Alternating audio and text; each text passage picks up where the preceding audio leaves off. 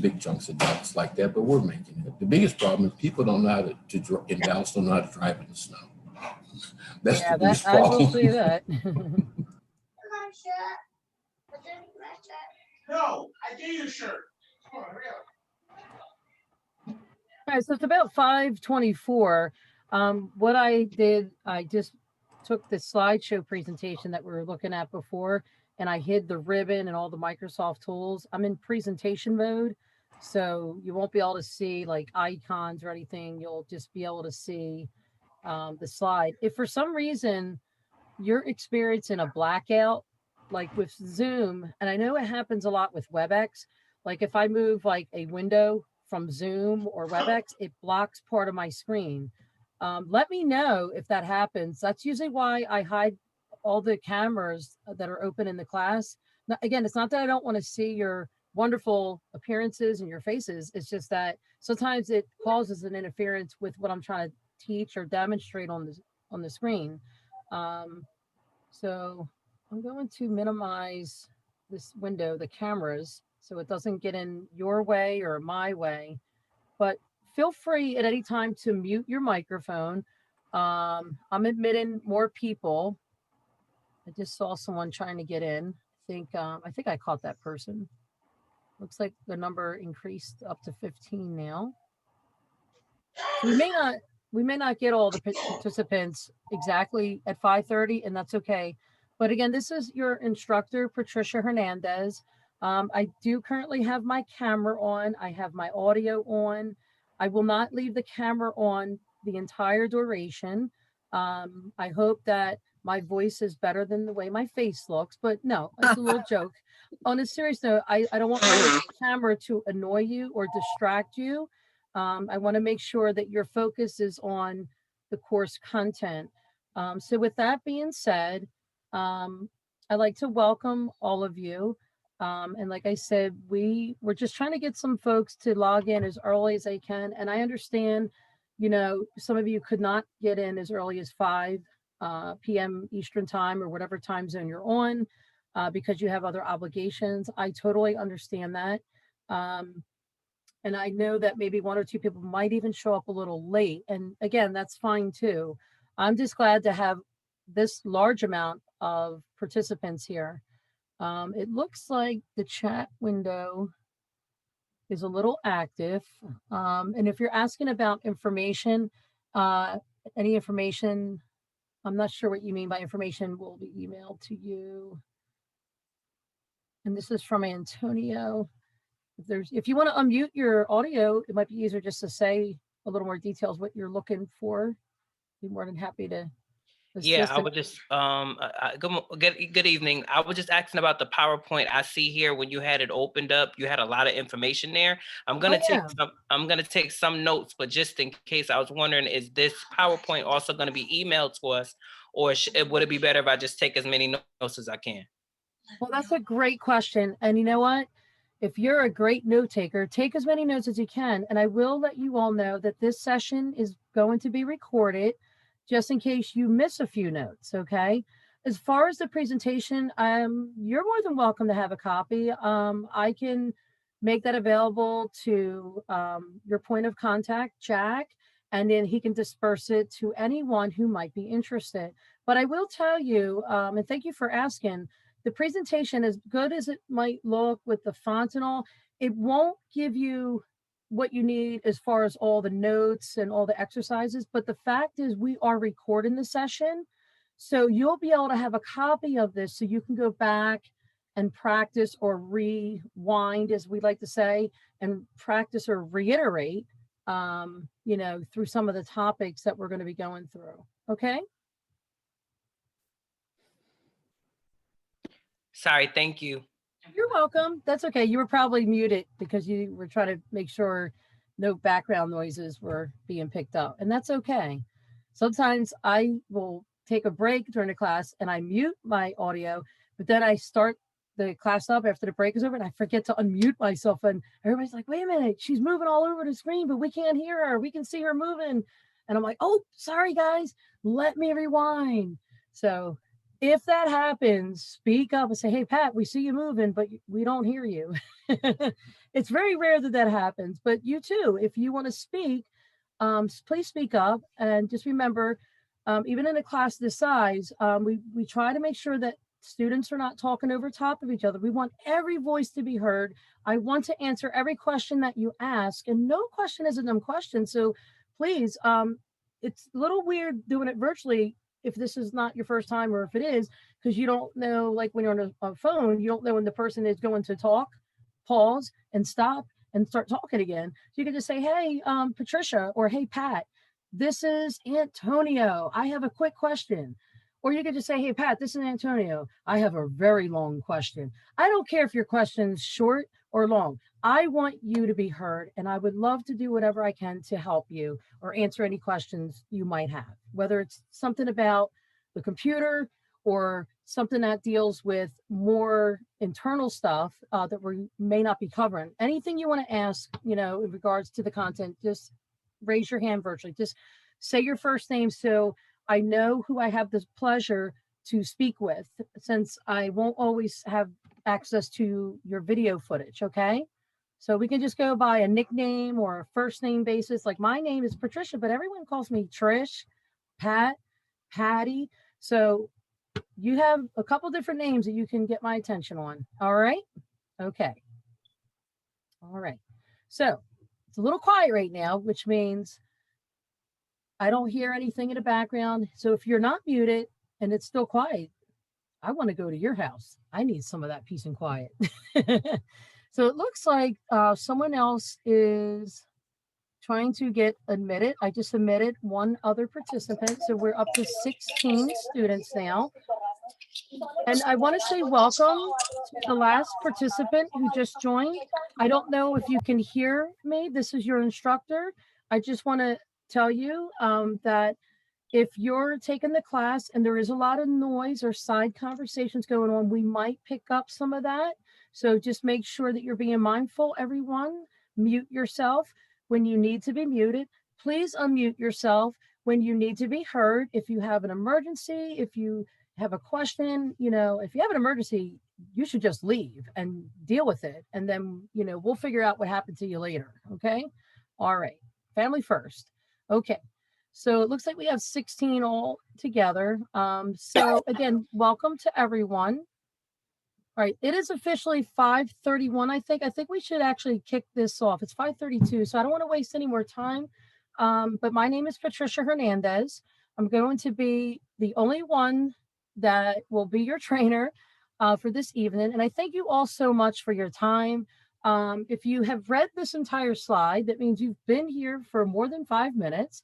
I'm not going to read you this slide, but I will tell you that my contact information is up here should you have additional questions, or if you did not get a copy of my presentation, or if you did not receive a copy of the recorded Zoom session, or if you have other questions that I might be able to assist, you are more than welcome to reach out to me. And I have an open door Q&A type of email policy that no question is a dumb question. I will tell you this on a positive note, with all this craziness going on with the COVID-19, there was a point in my life, in my career, that I had to stop teaching.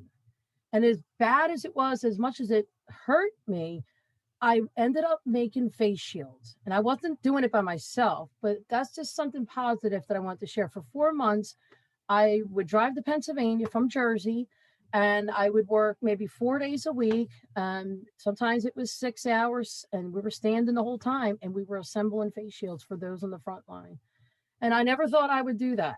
So as bad as it might be with this whole thing going on, I was able to do something positive. And that's how I try to look at things in life. For every negative, there's always a positive. So I just wanted to share that with you. And hopefully that encourages everybody to try to look at the situation that we're all in, because we are in this together. All right. So I want to talk to you about our agenda and basically, why we're here and what we're really going to be focusing on. So as I bring up some of these items, as I bring them up on the screen, sorry, it's a little slow.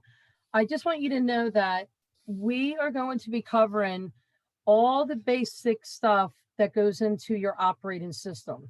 And I don't care if you use a cell phone that has similar things like the computer, we're going to just focus on Windows 10. So we're going to be going through the Windows 10 environment.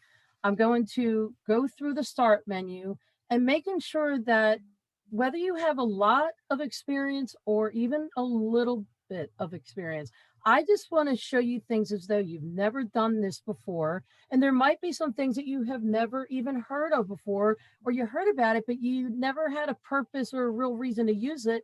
But maybe after tonight, you'll say, you know what? I'm so glad she showed us this because no one ever explained it this way to me. And now that I've seen her demonstrate it, I'm going to start using Cortana, or I'm going to start, you know, customizing my start screen menu so that I can get more applications to launch instead of having shortcuts all over my desktop and crowding it up. And that's not always what people should do.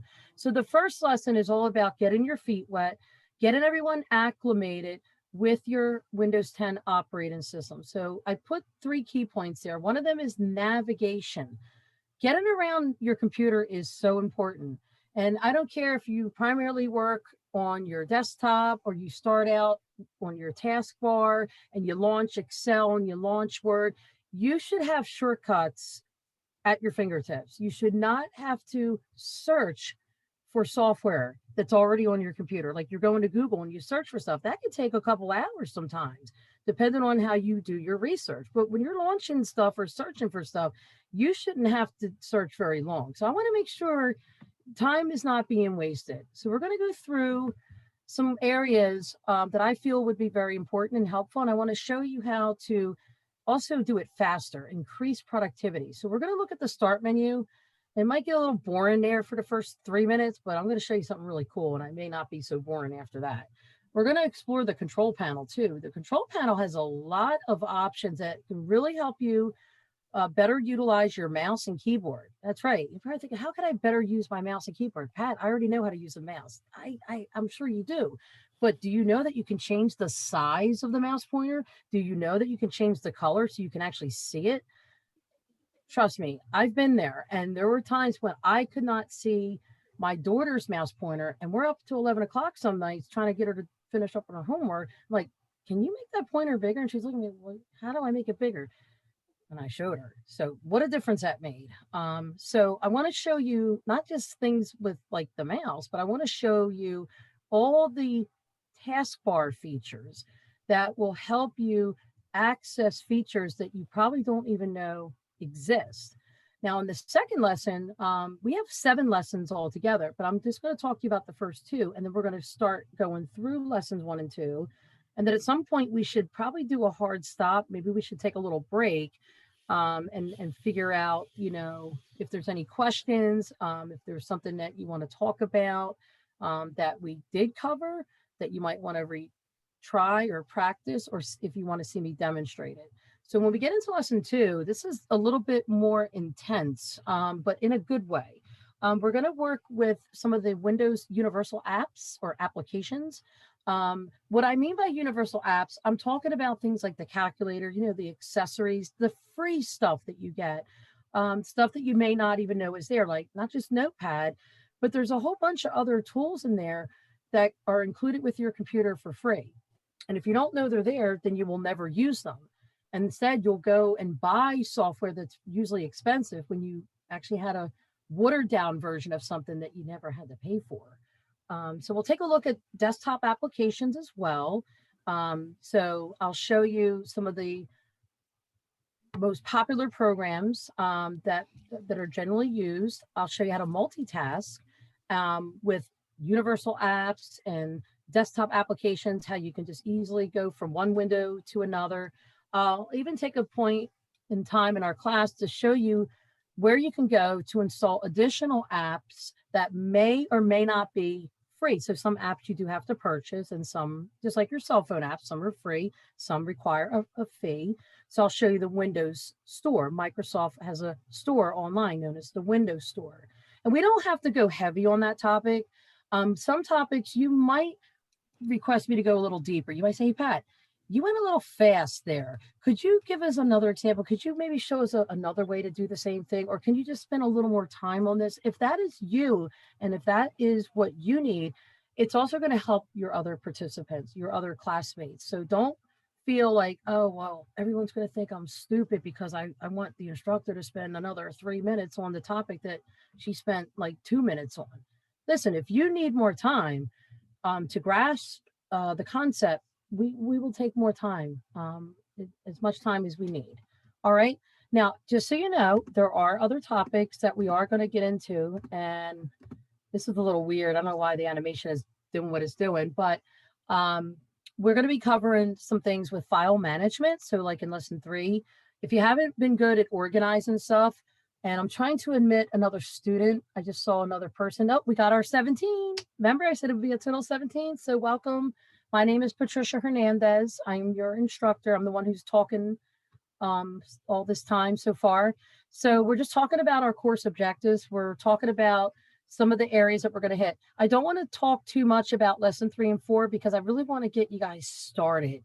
But if you haven't worked with files and folders and organizing them, and you're not really good at organizing, I want to show you some really good tips and tricks and shortcuts on that, just so you're not wasting valuable time, or you're not doing what some people used to do. Like me, I used to throw everything all over my desktop. I don't want you to do that.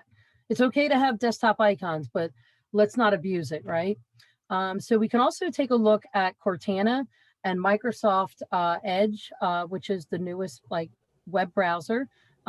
You know, you can use that as well as the other browser you have, but I want you to also get to know Microsoft Edge and Cortana. Now, Cortana is like a personal assistant, kind of like Siri on the iPhone, okay? And of course, most people have an assistant on their Android, and I don't want to activate it on my cell phone, so I'm being careful not to say certain words. Just like with Alexa, I got to be careful when I say her name because I might get her started, and she's in my other room, so I got to be careful when I say certain words or names, especially in this house. Okay, so like I told you, we have a total of 7 topics. And the reason why there's hyperlinks or links in here, I'm going to post them in the chat window. So if you want to do more investigation or research on some of these topics and get more detailed information, I will provide those links when we get to those topics, okay? But I want to make sure that you're able to, you know, customize your operating system, Windows 10 environment, whether it's just the desktop, you know, changing the background to a picture or removing the picture, or if it's more in depth than that. There's not just little simple basic things that we're going to do here tonight. We're going to do a lot of really nice things beyond the basics. And then I want to make sure that you're comfortable with adding and removing devices, whether it be just to install a printer or other peripheral devices. Like if you wanted to sync your phone to your computer, you can do that. And also with security, Unit 7, if you wanted to get into like some security options, one of the things we try to focus on are passwords. If you share your computer like I do with your family members, it's probably not good to have one account. Everyone should have their own account. So like me, I have my account, my daughter has hers, but my daughter has her own computer, but I provided her an account. Why? As a backup, if something should happen with my daughter's laptop, and it already did, she had a Chromebook, but it died. So I got her a new, you know, laptop, a Dell, and so far so good. But still, I want her to know that if God forbid, if something should happen, she's homeschooled 5 days a week. You can jump on my laptop if I'm not there teaching a class. And if I am, I also have another spare laptop. Believe me, I got my bases covered, but you never know what's going to happen. You never know what a day will bring, right? So that's enough about our agenda. So what I want to do real quick is come out of this slideshow because it is doing something really strange. If you came in a little late, this is your course, Intro to Computers. We are going to conquer lessons 1 and 2. Getting started with Windows 10 and also lesson 2, exploring Windows, universal apps, and desktop applications.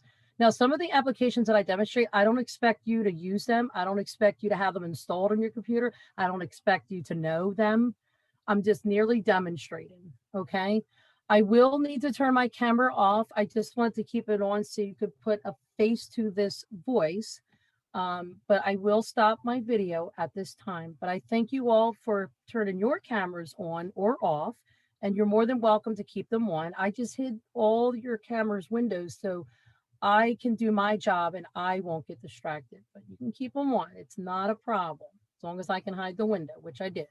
Okay.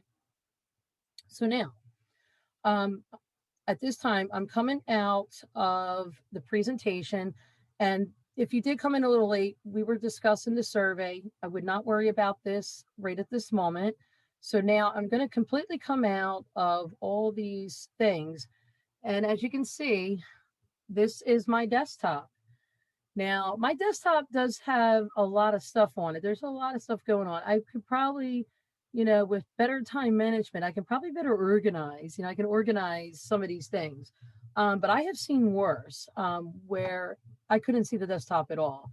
But we're not here to judge Patricia's desktop, right? No, not at all.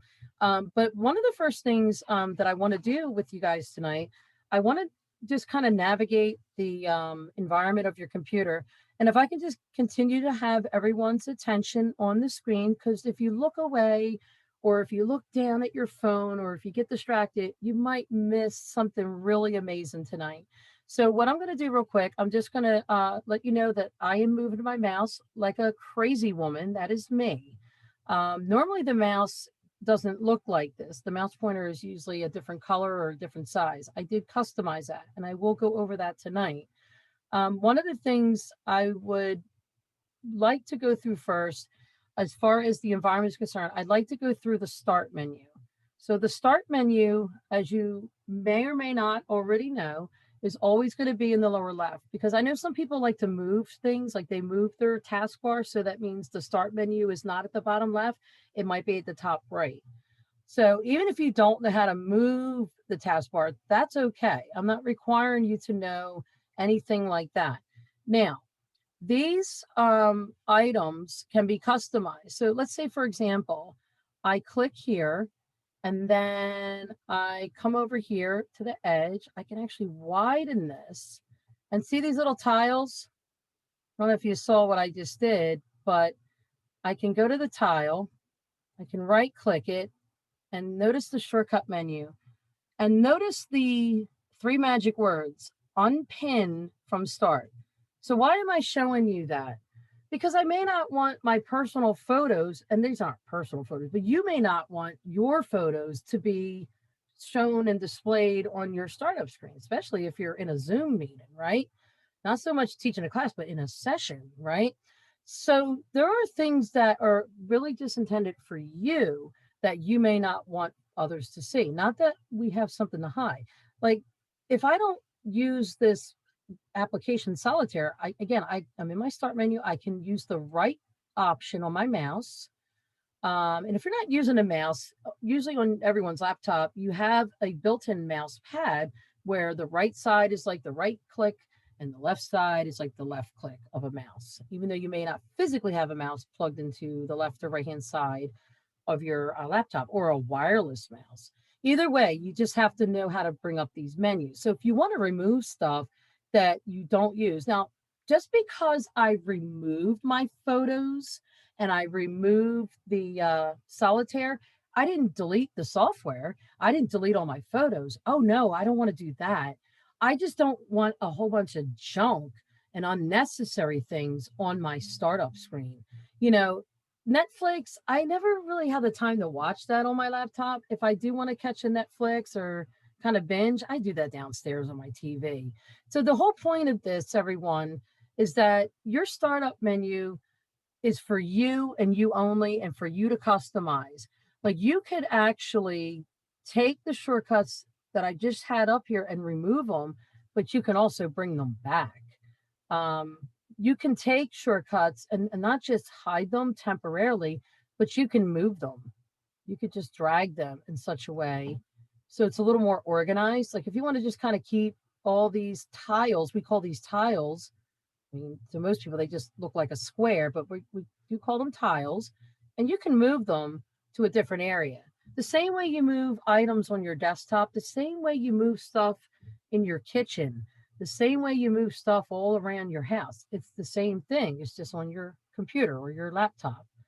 So again, this is our start menu. And like I said, you can widen it. You can grab the edge here. You'll see like a double-headed white arrow, and you can make it wider or you can make more narrow. And why do people do stuff like this? Is it because they have nothing better to do with their time? No, it's because everybody feels better and works better when they can set up their computer almost like the way they set up their desk at work, whether you work at home or not. Again, I'm trying to admit another person into the session. I'm just making sure everybody's okay. Eric, you can. I love it. You love me? Okay. Eric, you can look at the participants list. I think everyone's here that's supposed to be here. Can I get a high five first? Whoever that was, I actually muted them because I don't think they realized they were unmuted and there was a lot of side conversations going on there. Sorry about that. I'm also But keeping any- an eye out for it too, by the Okay. way. Sure, thank you. Yeah, that would help if anybody wants to help, with the mute Yeah, function. keep an eye out for it. Yeah, thank you. I appreciate that. Okay, so getting back to what I was saying with the startup menu, it wasn't always this user friendly, I want to say. But now we have this easy way to adjust it. These are all my shortcuts to Office 365 apps like Word, Excel, OneNote, PowerPoint is even up there, Skype and Outlook. They're all up there. And then of course, the things that I do use more often, I would say maybe keep them here. If you use stuff daily, then maybe this isn't always the best solution.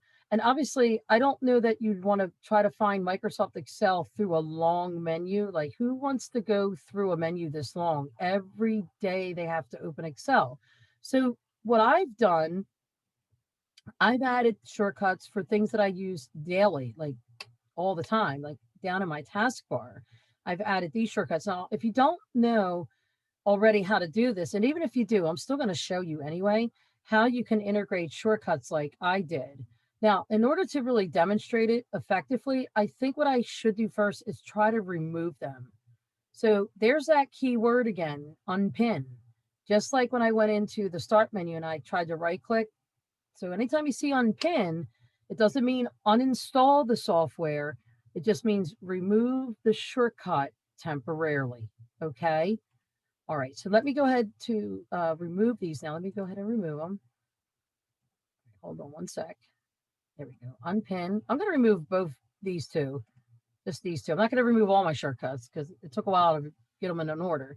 Now, what I need to do is go back into my start menu and notice that I'm just typing the name of the app. And you shouldn't have to do that. Once you add these shortcuts, you could just right click. You could say pin to taskbar. See that? And of course, it's going to put the shortcut all the way on the far right end. Now, my shortcut Excel was like over here somewhere. So let me show you how you can move it. Just drag it. And don't be afraid if you have to let the mouse go because you're catching like some kind of a cramp in your hand, or you just got to let the mouse go because you got to get up to answer your cell phone. You can always come back later and move it. See, it's not going to be stuck there. It's not like you are going to nail it to the wall. It's not super glue. It's definitely not Gorilla Glued there. So you can always move it. See that? So you got a lot of luxury here. You got a lot of freedom to customize. So again, if I want to add a shortcut, first of all, it helps if you know the name of the software. If you don't remember the name because you're just drawing a blank, I get those moments too. You can just scroll through and you'll say, oh, wait, that's the program. That's the one. And then when you find it, there's like Microsoft Teams I have on there.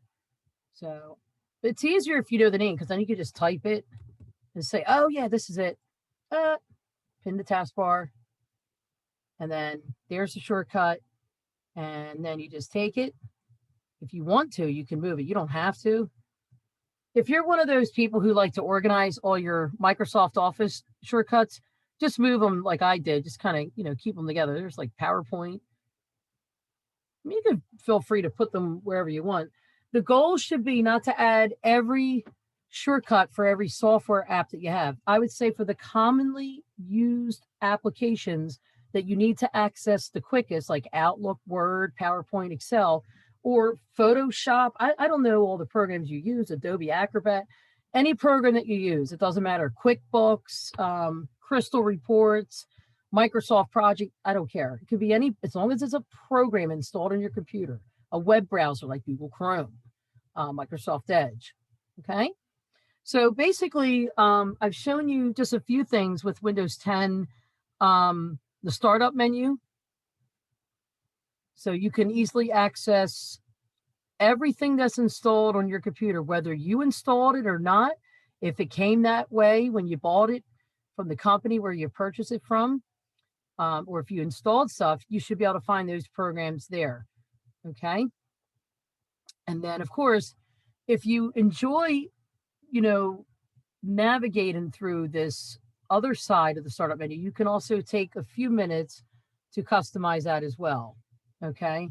And I don't want to spend too much time on this one area because I feel like if I do, we won't have time to go to other areas. But if you ever see things like productivity or any kind of label, whether you created the label or not, let me just show you something really handy. Check this out. So if I go to productivity,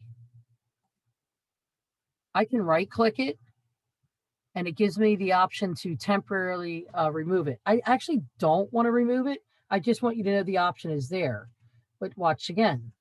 If I left double click, this is instead of the right click, this is so if I decide to change the name, instead of calling it productivity, I can call this whatever I want. I can call this apps or Microsoft applications. And then when you hit enter, and you can rename it like a million times until you figure out what name it really should be. If you're indecisive, like I am sometimes, I can't make up my mind. It's okay. That's just how most people are sometimes. And then you could just click out of there and you just created a label. That's a nice thing to do if you want to organize stuff.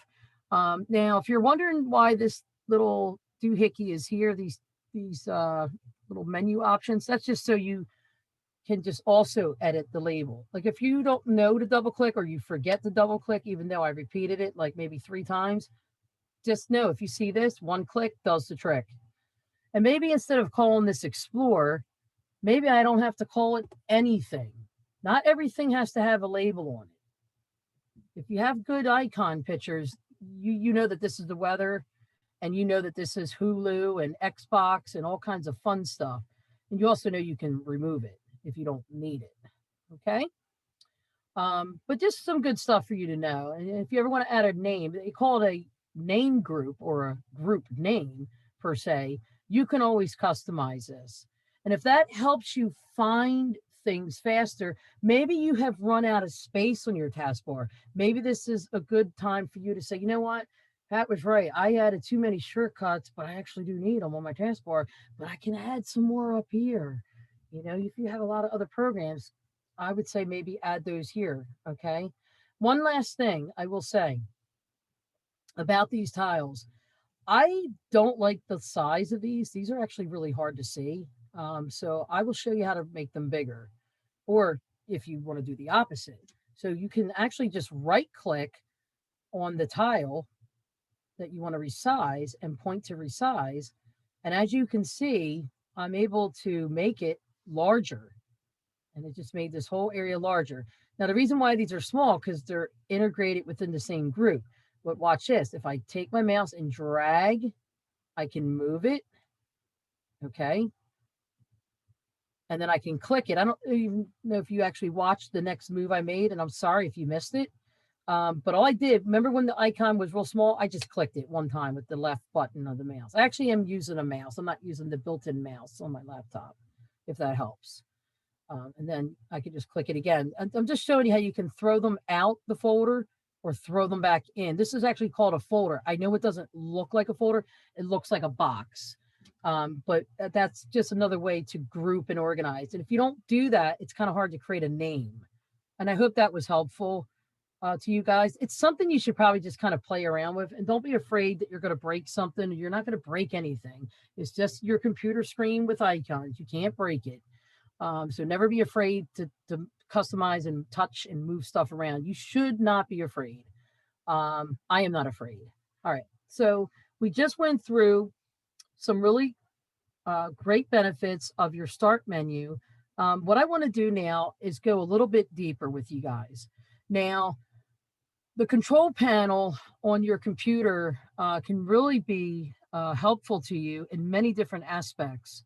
So I would like to introduce you to another feature that can help you customize your operating system. So we're not just navigating now, we're going to actually do some customizing. Now, if you don't know where the control panel is, not to worry. When you go to your start menu, instead of searching through this long list of features and options where it says type here to search, you could just type control, and you notice it's the control panel. You don't have to type control panel just to find it. It's the same thing when you type any application name. If you start to type out Excel, if it's installed on your computer, just by typing letters E and X, it's probably going to find it immediately. Now, if it is uninstalled, but you did have it installed a month ago and you still have the files in there, it's probably going to find files that you probably can't open because someone uninstalled the software. So it may not work too well. So you got to have the software. But anyway, let's get into the control panel. So I'm going to activate this. Now, if you think that the control panel is something you might use daily until you get your brand new computer or your old computer set up more efficiently. Remember, I said you can add shortcuts to your taskbar. I use the control panel, not as much as I use Excel, but it's nice to have a shortcut there because it makes it easier, makes it more convenient. So that is the control panel shortcut. So if you wanted to add it, again, remember, it's just a right click. Because it's already on the taskbar, you'll notice it says unpin instead of pin to taskbar. Okay. Now this pin to start, if you're wondering what that means, you may already know what it means, but you may not. If you click on that, the next time I go to start, it's going to be available to me on the right side of my start menu. See, it's like a new shortcut. So like I said, if you run out of room down here, this is called our taskbar, don't fret. You can always add it here. And I know a lot of you are not going to like doing this because I don't like to add a lot of stuff in here either. I just like to keep it simple. But, you know, if you run out of room, at least you have backup. So now that is my shortcut. And like I said, I don't need it there because I already have one here. But I just wanted you to be aware of your alternative options. And again, having it here is a benefit too, because notice when I right click, the shortcut menu comes up. And these are not all the control panel options, or should I say, all the features that you can use to better enhance or customize your computer. It gives you like things like you might use like often the mouse if you need to work with the fonts on your computer. Some people purchase fonts online. Some people go online and get the fonts for free. I use some websites where I don't have to purchase fonts, and sometimes I do. But that's what this is for. Now, if you want to change the date and time on your computer because it isn't right, it keeps defaulting back to a different time zone for whatever reason, you can fix that. Now, if you're uninstalling programs, I mean, there's a whole bunch of stuff in here. I won't go over every option tonight because we just don't have the time to go over every option. And this is not even all of them. This is only a handful. But let me come out of this real quick, okay? Since I already have my shortcut here, I'm going to launch the control panel. And I will tell you that when you first open up your control panel, it will not look like this at all. Okay, I just want to be honest and tell you, it will not look like this. In fact, it will actually look like this. So you can actually make it look like this, or you can make it look like this. See how I'm changing it from different options? So you got large icons, small icons, and and then you got, category. It's a matter of personal preference. I will be honest with you, when the newer operating systems came out after Windows 95, and this is like going way, way back into like probably the late 90s and early 2000, where they changed it and it looked like this. I didn't like it. I had a hard time finding like the mouse. I couldn't find like certain features like fonts. I was like, where is everything? And then little did I know there was an option, or I'm sorry, a drop down menu where I could find a way to customize it and make it look like my previous operating system. And you would think a person like me wouldn't have an issue with new changes to the technology, but sometimes I don't adapt well to change. It takes me sometimes a few days to get comfortable or to get acclimated, because the thing is, if you're using the same software or computer day after day, year after year, you get kind of used to that, like your car. And then all of a sudden you have to trade in your car or junk your car because it just doesn't work anymore, and you have to get another car. Then you got to like recustomize all your favorite radio stations. That's kind of how it is with computers. Like at first you're like, I got to restart. I got to reset up everything. And that's just how it was with me at one point in time. But now I'm so used to this, it doesn't faze me. So in here, let me show you how I was able to change my mouse. So this is my control panel. This is called the mouse option, so I can customize the mouse. Now, some people are born left-handed. Some people can use both left and right hands to write with or to operate a computer, and some people just can't. I am a right hand user. I can use my left hand, but I'm better with my right. But if you prefer, to be a left-handed mouse user, there's a button configuration area. And I would say practice and play with that, because if you've been working with it the other way and it works for you, then don't change it. The last thing you want to do is drive yourself insane because you switched your buttons around and now your buttons are behaving backwards. So not just the button configuration is good to know, but your double click speed. You ever have an issue where you try, you try to double click something and it doesn't open, and then you double click it again and it still doesn't open?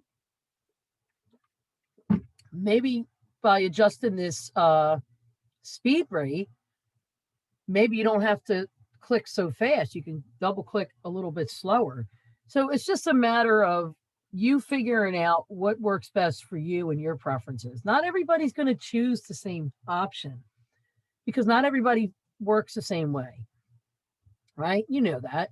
So this is your mouse properties. I would encourage you to go through your control panel whenever you do get the time, so you can set your mind at ease. You can probably feel better when you have a lot more flexibility as far as how you're going to operate certain features, and not just the keyboard and mouse. I mean, if you notice, there's a lot more options in here. Now, as far as the pointers are concerned, I'm not going to show you every single page up here tonight, but this is called pointers. And this is the normal select pointer. And if I keep this selected, I can go and search for other pointers. Maybe I don't want to use this pointer. Maybe I just want to find a better one. So I'm going to click browse, and it automatically sends you to the cursors folder. So you don't have to find this folder. You don't have to search for it. It brings it right to you. So if you want a white arrow, but slightly bigger than the one you have, you could choose that. Or if you prefer, there's other types of cursors. I don't always recommend that you choose a cursor like some of these, because that might not be the best approach. But some people just do what they want to do. And then they have a hard time finding a cursor. So here's the large arrow. Let's see, I like this one. And I'm going to click on open there. And then notice it's a preview of it. And then I'll click OK. Now my pointer isn't a small white pointer. It's a large black arrow pointer. So again, it's just the mouse. And the good news is, if you're just kind of playing around, you can set it back to its default. There's a button called use default. So never get like panic stricken if you can't remember, what exact pointer it was. Believe me, they got you covered. Microsoft did a good job doing that. All right. So the control panel, because it has so many options, I'm not going to be able to go through every option, But I will tell you this, date and time is there. And this has been a part of every operating system I've ever encountered. So it's pretty user-friendly, pretty self-explicit. You can easily figure out how to use that. Keyboard, that's another area. I notice sometimes on my older keyboard that it's a little delayed sometimes. It's just normal wear and tear. But, you know, if you have a pretty decent keyboard, it's not like, you know, beaten up really bad, and you're still noticing a little slag or sluggish, maybe it's when you're holding down a button, it doesn't delete as fast, or it's too fast, and you're afraid you might delete the entire document. Maybe you should spend like 1 or 2 minutes just adjusting these options under character repeat. And you know what's really nice about this? There's an area where you can test it. So I can just say, okay, let me just hold down the letter S. See how fast that's going across the screen? Now, if I hold down backspace, it's going to go just as fast. My point is, if that's too fast for you or too slow, then you got to come in here and play around with the settings, adjust them accordingly until you get what you need, until you're satisfied. Okay? Because right now that's set pretty fast. If I move it all the way over here, I move this one, and let me try to hold down that letter again, S. A lot different. It doesn't go across the screen as fast. Same thing when I hit backspace. If I press and hold it down, which is why I always tell people, don't hold a button down too long if you don't adjust your settings, because it'll go too fast. Okay. I can always put these back, you know, where they were. Unfortunately, there is no reset button here, but there is a cancel button, which means it won't save any changes that you tried to do. And I'm sorry, I'm going to pause for a minute because I did notice maybe 5 minutes ago, there was some questions being posted in the chat, and I do apologize. Because of the limited space, I can't leave my chat window open. So I would love to answer all your questions. I will answer your questions, but it's just hard to keep that window open. So I don't want anyone to feel that you're being ignored. So if you do have a question, you can always raise your hand virtually. Sometimes your questions I can answer during the break. And sometimes, depending on the question and the time that we have, I may have to wait till the end of the session. And I do want to start with the first question about a MacBook Pro. Yes, it's not called the control panel though, but there are settings, just like iPhone versus Android, that you can utilize to customize your operating system no matter what it is. Okay, so I'm trying to make sure I'm not missing anything. And some of these aren't questions, they're more like comments. So, and I'm sorry if someone is having issues with audio. I don't know if it's on your end or if it's on my end or both of our ends.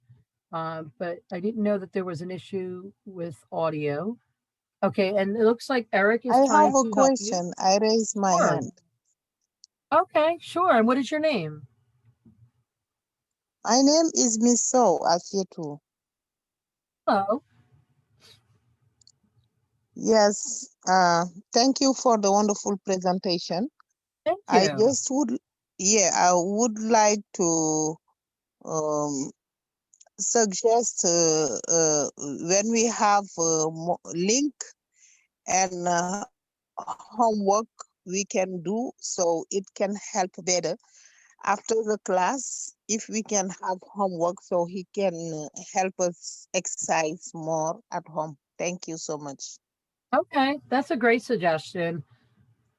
And we might explore that with upcoming classes, especially like Microsoft Excel, where you will learn how to build spreadsheets and set up charts and formulas and things of that sort. And I'm just getting some more comments. My mouse pointer, someone mentioned my mouse. I'm actually going to cancel out of that. So my mouse pointer is going back to the way it was. All right. So I just want to make sure, I don't want anyone to think I'm not acknowledging their questions, but if for some reason 3 and 4 minutes go by and I haven't acknowledged your question, just kindly unmute your audio, but excuse yourself. Just say, hi, this is, Lisa or Patricia. I have a quick question. That way we're not talking over top of one another. And I do want to hear from you guys. I really do care about what you have to say. And I do want to answer all the questions that come through the chat as quickly as I can. But I can't always see them because the window doesn't stay open because I have to be able to see my screen. But keep posting, and every so often I will take some time to go through them. If there's too many questions, I'll say, you know what, we're going to take a break in a few minutes. When we come back from break, why don't we go through these list of questions? And that way, I can still continue critiquing on the things that we have on our agenda. I hope that sounds reasonably fair. Okay. All right. So keep the questions coming. And like I said, when we get to a point where we can take a break, I know we started at 5:30. I would say by 6:30, we should maybe try to pause and maybe take like a short break for about like 10 minutes. And during that break, make sure you do have your audio muted, just in case you're conversing with family members and you want to keep that between you and them.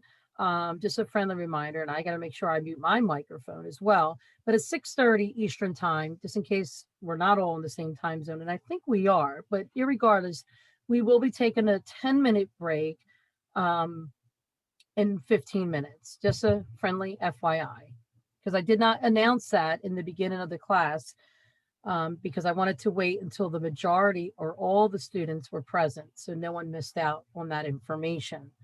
So once again, this is the control panel.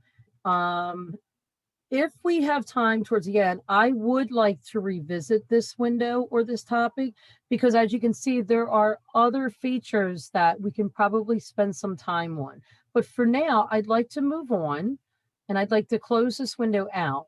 But just to refresh your memory, the control panel, if you don't already have it on your computer, desktop as a shortcut or in your taskbar, just remember what I said. You can click here where it says type here, and I can type control, and before you know it, it shows right up. Okay, so you're not spending 3 hours trying to find it or 10 minutes trying to remember what I told you a week later from today. No, you don't have to, torture your brain like that. All right, so I want to move my focus to the taskbar. Okay, now I identified this gray bar that I have, and I did change the color because it wasn't always this color. This is called my task bar, and on it I have these shortcuts. So it's kind of hard to see that I even have a task bar, but I actually do. Now over here, there's a few shortcuts that I won't get into right at this time because Cortana is our topic that we cover in lesson 4. So Excuse me. Sure. Hi, this is Ayora. I'm not seeing the toolbar. I'm just seeing the blue screen. Okay. Let me see. I don't know if my computer is too wide or something. Oh, okay. So you can't see my screen, or I'm not sure if you see have your screen, but I can't. I don't know if you're to the top or to the bottom with the cursor. Right. Yeah, I'm seeing the cursor now, but when you go down, I'm not seeing anything. Oh, at the bottom? Yeah. It might be your Zoom toolbar. You can move the Zoom toolbar to the top of your monitor because typically it is going to be in the way sometimes. I don't know if that is what the interference could be. How do you do that? Sure. To move the Zoom toolbar, you just place your cursor at the bottom of it, like on the edge in the middle, and it should have a thing or a label that says your screen, or it should show you like some, like, I'm not sure because I'm the instructor. I'm in instructor Zoom mode. As a student Zoom mode, you may not have that same label, but you still have the same ability to move it. So if you could just try to move the mouse without clicking it, so you don't activate or kick yourself out of the Zoom session. I've had students do that before. you can just try to move it until you see like a four-headed arrow. But I don't know if it's the Zoom no, I'm toolbar not. that's in the way. It might be No. something else. It might be your cameras window that's blocking it. If you have everybody's cameras going up, that could be it. I'm trying. Now, are you using a set of dual monitors or is it just one monitor? One computer? monitor. I'm on a computer. That's okay. All Well, right. okay, let me, if I exit the full screen, what will happen? Not really sure because I can't really see your screen, so it's kind of hard to judge by that. Okay. But can I ask you a question? Can you see me moving on my taskbar, or is it not something you can Yes, see? yes, I can Okay. see, but just when you go down, I'm not see. Okay, I think, let me see. I just did something. Okay. Is anybody else struggling with this, or is it just the one participant? I'm just curious because we have like 18 people in here, myself included in that 18. Didn't know if anybody else or if it's just you. All right. I'm going to have to move on, and maybe during the Okay. break, me, you, and Eric can talk on the side to figure out what the real issue is. Okay. Until then, just hang tight because we have 10 minutes left, and I just want to make sure that we can at least get our break in and we can try to better assist you. Sorry Okay, about thanks. Okay. that. Okay. So this is our taskbar down at the bottom of the screen. So anytime I need to get to it, it's always there. And if I right click the taskbar, shortcut icons that I have, different things will come up on my screen. So depending on how many things you got, you may never find the taskbar options. And let me tell you, the easiest way to get to your taskbar options, down here, I'm going to right click where it says talk to Cortana. And again, you may not even have Cortana set up on your taskbar, but I have to show it to you from my perspective. And we will get into Cortana when we get to lesson 4. If people are posting questions, I'm just going to have to hold off until after the break. I apologize, but I will get to those questions. But let me just wrap up and say that all of your taskbar options are in this menu. So if you're still having trouble trying to locate it, let's see what happens when we come back from the break at 6:30. So anyway, I'm still going to show you, even if you're not, or even if you are having issues with this. So I'm going to go into this menu. And again, I had to come down here, right click, go to taskbar settings, and then it opens up this window. And I'm going to actually go to this button here. This is the maximize button. So it kind of fills the entire screen. So there's a bunch of options in here. And unfortunately, there's not enough time to go through every single one of these. But I would say you should have that taskbar locked, because if you don't, it will drive you insane. You'll accidentally move it into places you wish you never had. I would keep it at the bottom of the screen unless you want to move it to the top of your monitor. If that's your goal, if that's what you prefer, then that's fine. You just have to know that you have to unlock it. See, right now it's locked. But if I click this button, it'll be unlocked. So what does that really mean? Well, it means I can move my taskbar. I can actually move it, which I don't want to do, and move it to the top of my screen. So I'm going to put it back unlocked. Maybe after the break, I can go spend a little more time on some of these other options since we're getting towards the break period. But the taskbar can be moved, not so much by you having to drag it. You can move it to the top of your screen. See? Maybe now you can see it. I moved it. Or put it back at the bottom. They give you a drop-down menu. You can move it to the right, kind of like your cell phone. I know, like with my Android, I have like a toolbar that pops out on the side. or like at the bottom of my cell phone. I always like to compare my computer to my cell phone so people can better relate to what I'm saying. If I want to bring up my Bank of America or my other debit card, I swipe from the bottom and it kind of brings out the options. And the taskbar doesn't do that, but it's just a way of placing it in a different location. Most people don't move their taskbar at all. Most people just leave it at the bottom, but you should know how to move it, because if you're one of those people who like to play and explore because you want to learn and you're hungry for new technology knowledge and you move something, well, you should know how to put it back, right? Yeah, if you start something, like I always tell my daughter, if you start a fire, you better learn how to put it out. So you should always know how you started something so you can stop something, or how you can put it back. But these are all the different options. And again, we really want to carefully take our time, and I don't want to rush you through any of this. But there's a lot of options in here, and some that I can't even get to right now, because the reality is I don't have like certain programs installed. I don't have Outlook set up. So that's why some of my options are not available to me. And that's okay, because I don't have to use Outlook. But if you have Outlook installed for email, then a lot of this stuff won't be grayed out. But I just wanted to explain why that wasn't available for me. I don't want to overwhelm you with a lot of these options right now. So I'm going to come out of the taskbar window. But the taskbar is a horizontal bar that goes across the bottom of your screen. If you can see your date and time, that too is a part of it. And I also want to point out an icon. This is the notifications section. And if I click right here at the bottom right, and I apologize in advance if you're still struggling, to that one participant who wasn't able to see it, I apologize. We'll try to figure out what we can do to help you with that. But these are notifications. These are symbols that can be helpful, just like on your cell phone.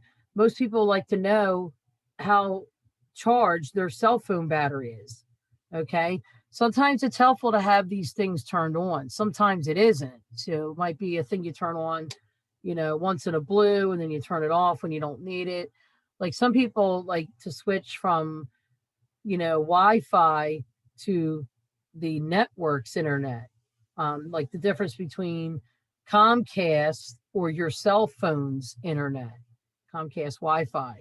So these are just some of the options that you have. See, like airplane mode, mobile hotspot. Now that's nice if you have a hotspot on your phone, which enables you to surf the internet.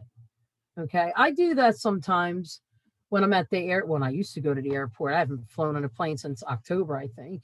But if I'm at the airport and I can't get on their Wi-Fi, my laptop, so I open up my cell phone's hotspot. I'm on Verizon network, so it works pretty good.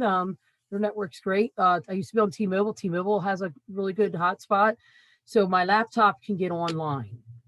So it's nice when you can, switch it up like that. There have been situations when I have worked from home, and all of a sudden, my internet went out. But thank God for my cell phone and the hotspot, because I was still able to finish my work.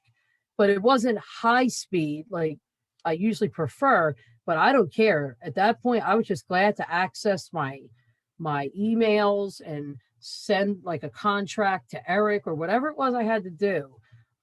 Because life will throw apples at you. And just because you lose your main internet, if you have a backup, like a hotspot on your phone, and if you don't, you might want to talk to your cell phone provider and say, hey, I think a hotspot might be really good for me, because, if I lose my internet, that can be my backup. And most cell phone companies don't even charge you extra, and some might, but you have to sort that out with them. But yeah, that's your notifications there. And depending on if you use like Facebook, which can really be annoying, I turned it off. You get a lot of notifications that you obviously don't want popping up, and they don't pop up all over the screen. But during a class, the last thing you need to see, and I want to see, is what my friends and family are doing on Facebook. Not that I don't care, but in the middle of a Zoom meeting, you don't want certain notifications. And I'm not trying to scare you guys, but you might want to look through like some of these settings. And when, maybe if we have a little more time, I can spend a little more time on all the other settings. But for now, I just wanted to keep it simple, short and sweet. And guess what? It's almost break time. So here's what I'm going to do. I'm going to let everybody take their 10-minute break.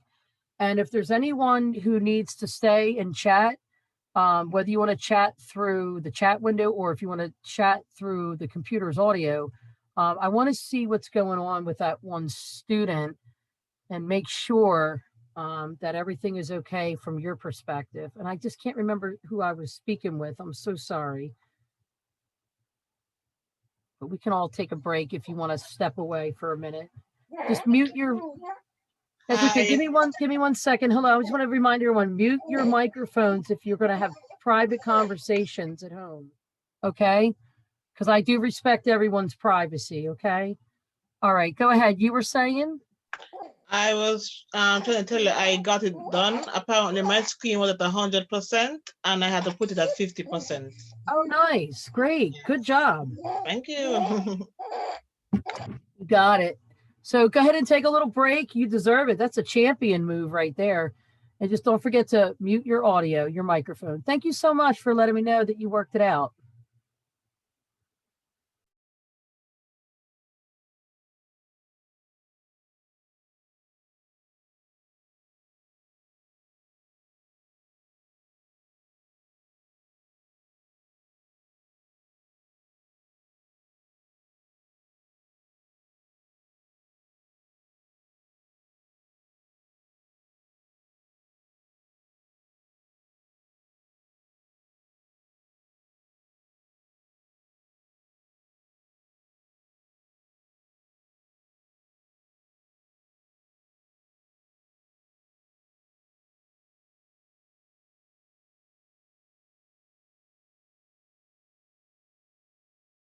Patricia Hernández ha empezado la función de compartir la Ya, pantalla. pero no, ahora está.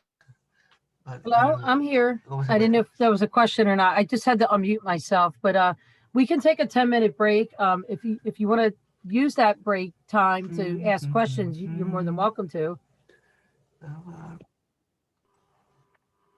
But if you are going to take a break and you're going to be, you know, having a snack or having a sip on a drink, I just ask that you mute your audio just for, you know, the other participants.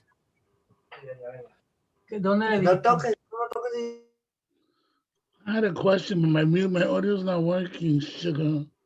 Oh, I can hear you. Do you mean you're not able to mute it? Okay, I have a question. Sure. The mouse, the mouse that I have, I don't know if I click on it and it takes longer to open it. You know what I mean? Like it's right. Like it's Is it a wireless? Is it a no? cord? It's not a wireless. Okay. So I don't know if it's might be the settings. It could be. How old is the mouse? Is it brand new or have you had it? Yeah. Okay. Well, hopefully it's not a defective mouse. I'm just trying to. Well, I have another mouse. What I'm going to do is try the other mouse and then see if it's the mouse. Maybe that'll work. Okay. It could be the Surface. If I don't know if you are what kind of mouse you actually have, but sometimes if you don't have a mouse pad, the mouse performance is lousy, and sometimes it isn't.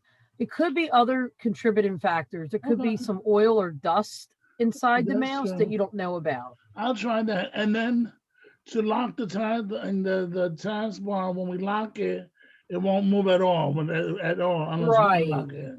Right. And you won't accidentally move it or mess it up. I know that's what happens when they drive me crazy. Yeah, it will drive you crazy. Yeah, we try to do things that won't drive our students crazy. Yeah. Okay, thank you. Thank you. You're welcome.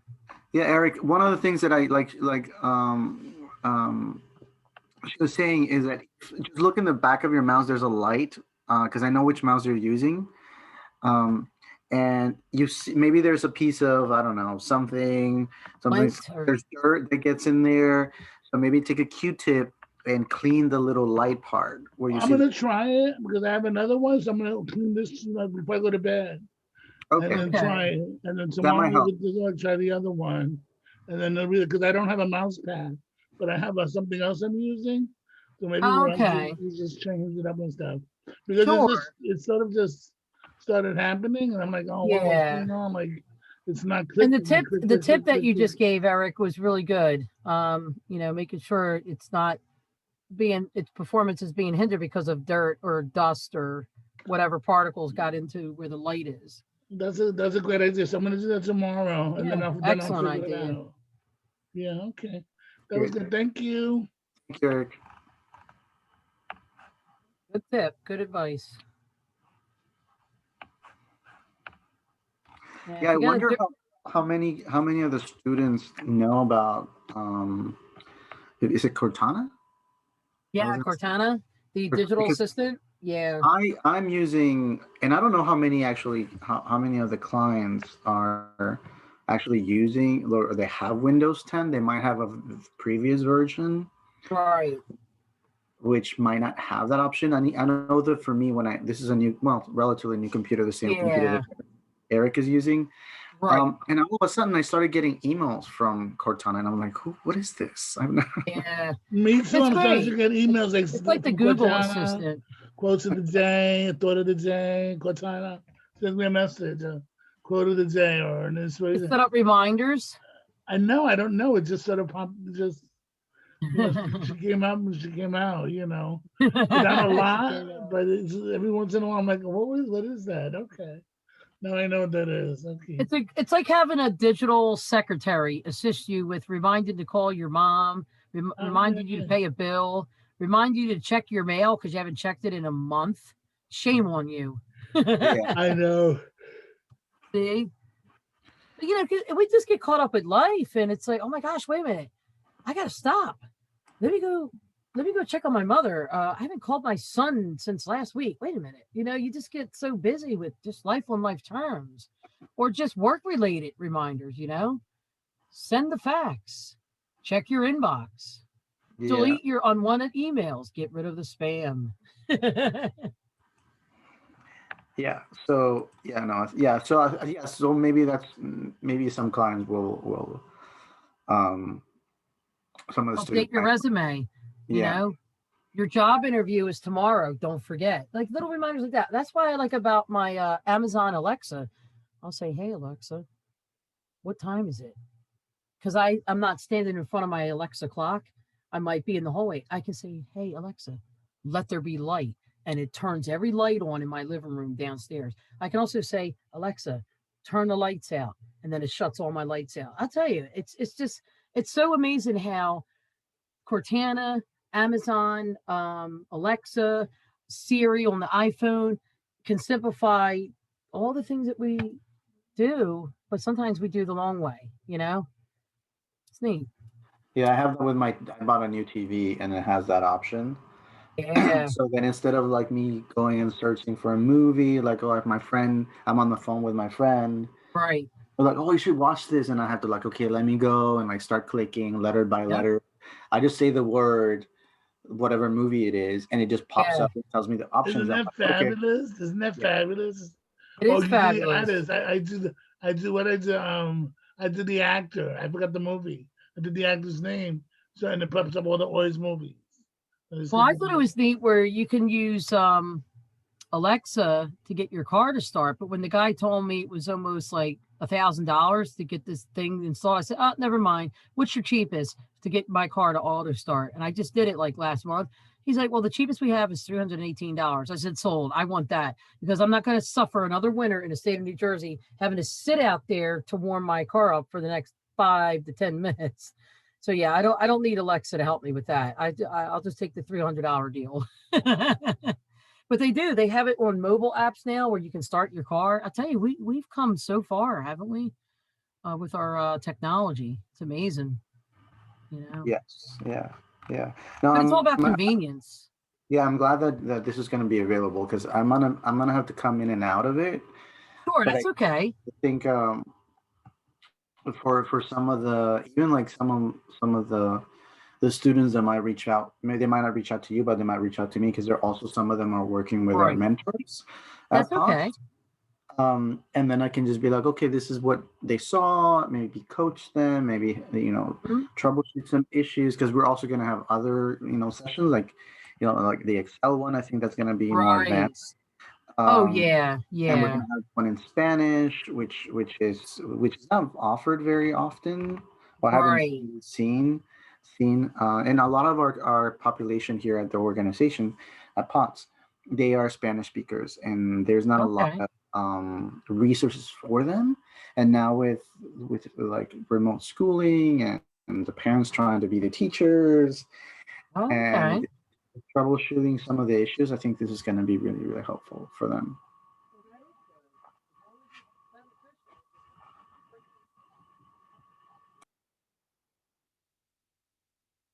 All right. So our break will be wrapping up over a minute.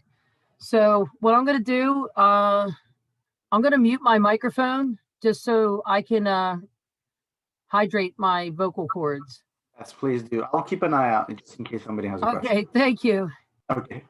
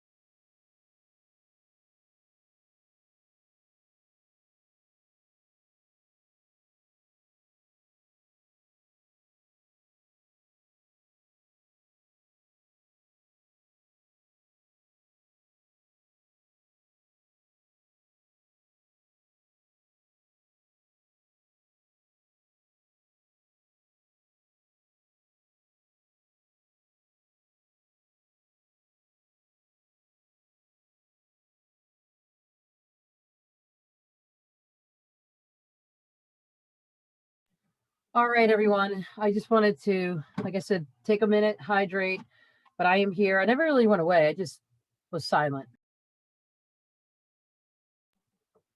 Okay. So I want to just go ahead and get this off of the screen. It was like a little classroom timer there. Sometimes I like to use them. Sometimes I don't use them, but they're pretty helpful during the breaks. Okay. So let me go back into my slideshow. I always like to do this as a reminder to the participants so they know what we already covered. And also, if people are coming back in for the next 5 minutes, whether they're on time or they're late, I always think, it's nice when we can kind of take a minute, pause, maybe update the list and say, okay, this is what the instructor did so far. Okay. So I think we did good for the first hour. I felt like, there weren't any major technical glitches or issues. And if there were any problems or issues, at least I had Eric and I had other people in here that could, help so I can continue to facilitate, our course tonight. So I thank all of you that are helping moderate the session. And we're going to move on though. We're going to move into lesson 2. We're going to take a look at, and Cortana doesn't come up until like lesson 4. Like it's coming up in like 3 more lessons, I think, or 2 more lessons. So with this lesson, and I don't want to go too heavy unless it's necessary, but I want to focus on the applications that are included. And I won't have time to show you every application that you get for free. So whether you have Windows 10 or not, or if you have a previous older version, the applications are identical. So I will try not to emphasize just the new features of Windows 10 because I want to respect the fact that every student here tonight doesn't have Windows 10. But let's just keep it simple between both operating systems, old and new. Okay. So desktop application versus the Windows universal apps. So with desktop applications, we're talking about PowerPoint, we're talking about Word, we're talking about Excel. Those are what we call desktop applications. Some people call them software applications. It's the same thing. Those you generally have to purchase. You can sign up usually for the trial version. Most companies like Adobe give you a trial version. And with the pandemic, from what I've seen with my own accounts, I was able to get Captivate for like 60 days instead of just 30 days for free. And then of course, you had the option to pay it monthly or to buy it out for the whole year. Same thing with Microsoft. They give you a 30-day trial. So it's just something for you guys to be familiar with and to maybe something to think about. And if you haven't had time to download any new software, if you have the computer space, I don't recommend putting a lot of software on your computer if you don't have enough space. Always check online and research what the specifications are. I can't tell you that off the top of my head because everybody's computer is not the same, but Microsoft will tell you what the requirements are, how much space you should have to work comfortably. But let's not get too technical with that kind of stuff. So we're going to focus on desktop applications just for a few minutes. And then I'll show you some of the other applications. I want to take a look at the Microsoft Windows Store and share with you how you can maybe find software apps that you can purchase, and maybe you might come across a few that are for free, no purchase. All right, so let me come out of this presentation and all these other windows that I have open.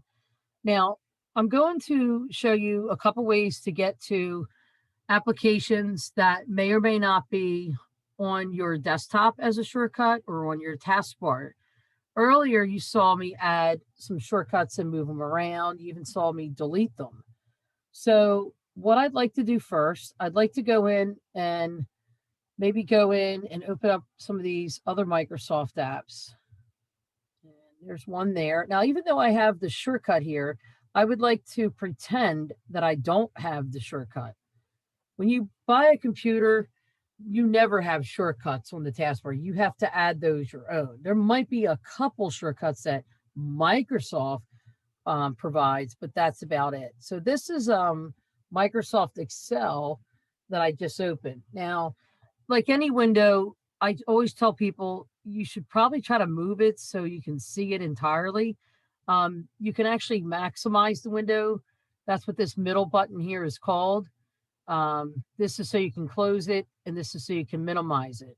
When you're multitasking, when you're working on multiple projects at work or at home, there might be a point where you just have to minimize Excel so you can launch Microsoft Word. And again, I don't care where it is. And I'll just close out of some things that I don't need. So anyway, I can switch back and forth between the two windows that are open. Now, this window doesn't look like the other window. The other window for Microsoft Word fills my entire monitor. That's because I didn't maximize it. So I can maximize Excel. So that means I can't see Word. So I can always use the mouse, and this is called the taskbar, and I can switch or toggle between those programs. So I don't want to confuse you tonight with a lot of different keyboard shortcuts, but I would encourage you to do some homework tonight. I'm going to put this in the chat window, and I'm hoping everybody can see this. So I just set it to everyone in the meeting. There's this website, and I want you to, maybe tonight might not be a good night, because if you're here to 9 o'clock, you might just want to call it a day. Shortcut World. It's a free website, so it's not going to ask you for money or credit card number. Shortcutworld.com. And you might just want to just surf that website to see what shortcuts are available. Some of you probably do know some shortcuts, like Control P. If you're in Excel and you want to just hit Control P and print a file to send it to your printer, or Control S, save the file. But again, I don't want to confuse you with, 20, 30, 40 different shortcuts. I just want you to know about the website so you can view them and you can download them. And that way you become more familiar and you can work more proficiently and you can increase productivity. So again, I encourage you to go on there if you want to take a look at it later tonight or tomorrow, shortcutworld.com. Really good to know, guys. All right, so let me get out of that one window of a Zoom that I was in for the chat. So desktop applications are always going to be something you're going to have to use, but sometimes you're just going to have to switch between windows. Now, speaking of windows, I have at least 3 of them opened up. As long as this taskbar is here and as long as my mouse is working, I can see what files are open. Now, this is Excel, and that's a blank spreadsheet. See, just hover or slide the pointer on top. Some people say hover or slide the mouse pointer, or they call it the cursor, the mouse cursor. I think some of the problems people have, or some of the barriers people have when it comes down to computer technology, people use their own names or they call it their own thing or they label it something different. Not everybody calls a computer. Some people call it a kiosk or they call it a laptop. It's still a computer. It's just another way of saying it. So I wouldn't get too worried about terminology. I would just try to focus on, the task at hand. So you can use your mouse just to switch between these. Okay. Now, when you're in a window, let's suppose you want to view a couple windows side by side. Okay. So just bear with me for a minute. I'm actually going to minimize Excel and Microsoft Word and Microsoft PowerPoint. And to keep this simple and less confusion going on, unless confused, I can't even say the word. I don't want a lot of chaos and confusion, there you go, on the screen.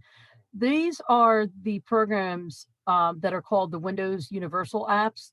They basically are free. They come with the computer pre-installed. I have the shortcuts, but let me just show you like you don't already have the shortcuts. Let's be fair, right? So I can go to and scroll through, or I can search for them, but let me just show you something real quick. See how there's like an index here? Like there's a A, B, C, D, there's a P, there's an S. That can sometimes be helpful in helping you find things.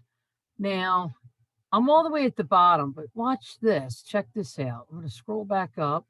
Now, I'm using the mouse wheel. That's why I'm able to move so fast. I just love how they organize this. Look, there's the calculator. See? Now, I didn't say Candy Crush. I didn't say nothing about playing the game, but that's included with your computer for free. They've actually revamped this calculator. They've actually improved it. Like they even integrated all these other menu options. Some of these I will never know how to use because this is just not something I've been trained on or have worked with at a different company. But some of you might know a little bit more about these things more than I would, but I just wanted to point that out. Now, let me go back to the startup menu. Check this out. So I'm going to scroll down, see if I can find this one thing. Look at this. Microsoft Office Tools. See how there's like a drop-down triangle? See, they got all kinds of stuff in there. So Skype, they got a few things. And that's where you might find like other things like Microsoft Teams, which is like Zoom, or Google Classroom, where they have Google Meets for my daughter's classrooms. And then you have like the Microsoft Store. So there's all kinds of stuff. Like for my computer, it's a Dell. So if I need to get factory information, warranty information, because if you register your equipment, it just makes your life easier, especially when you got to deal with their IT help desk and all that.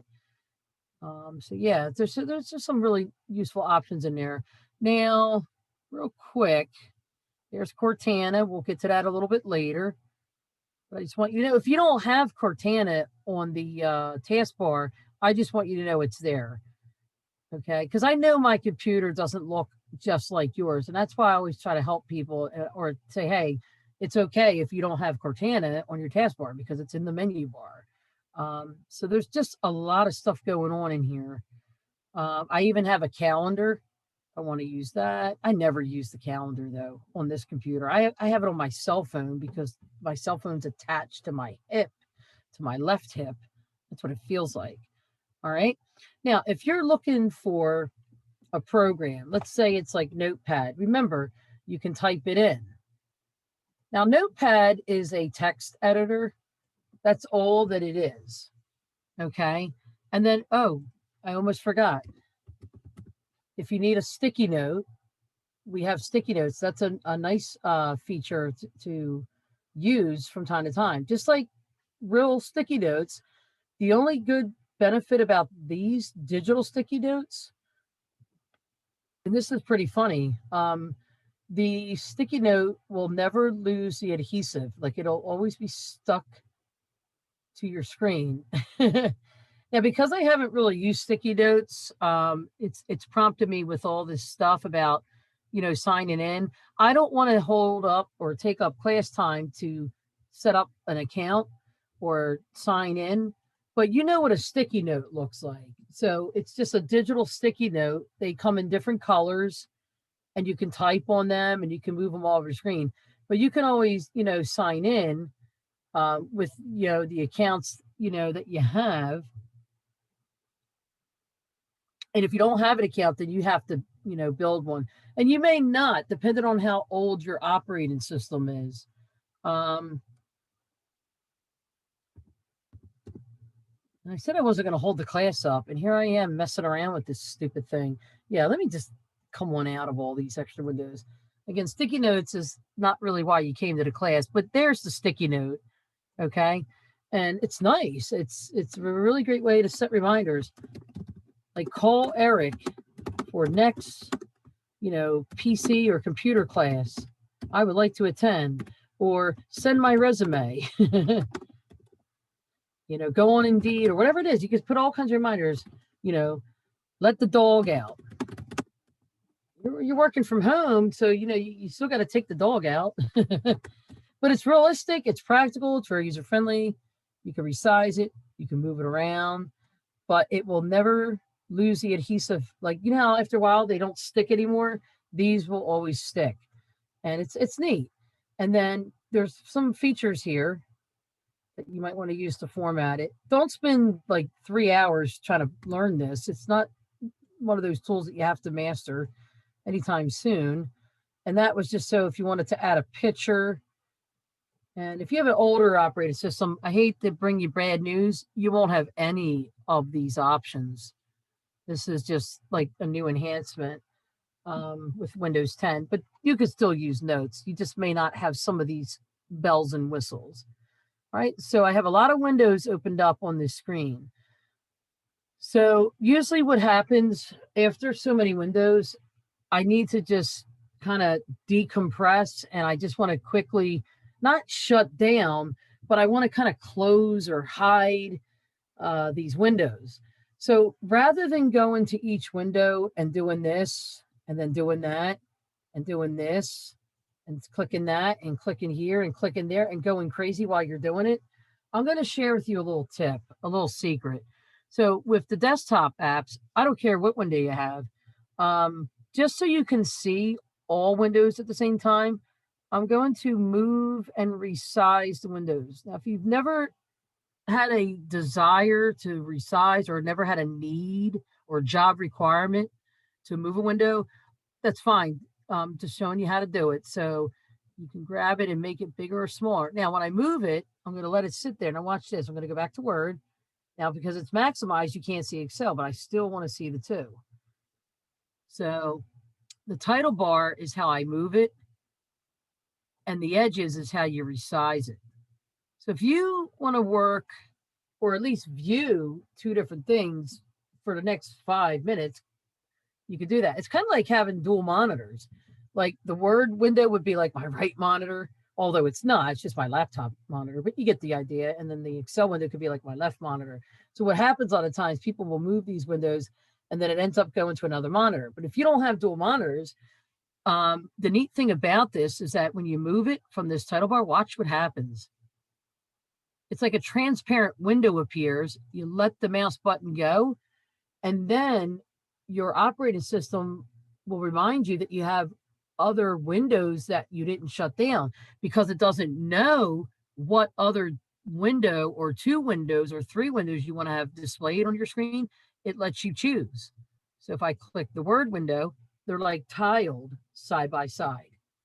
So again, you can grab its title bar to move it, see, to get it out of the tile mode.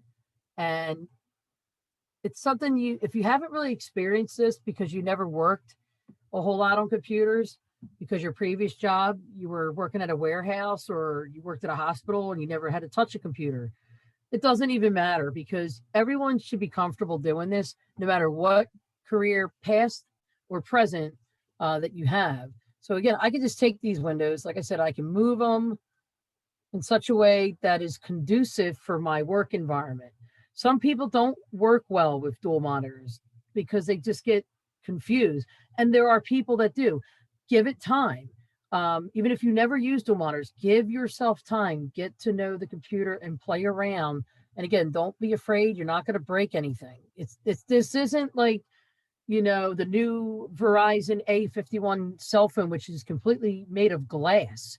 If you drop it, you're going to shatter it if you don't protect it with an OtterBox. You're not taking this computer out on icy road conditions. You're just sitting at home, or you're sitting somewhere else, and you're on a desk, or you're on your table, or you're on your couch. You're not going to break anything. I know some people don't have fear. Some people do, like, I don't want to touch it because Pat said if I move it, I might lose it.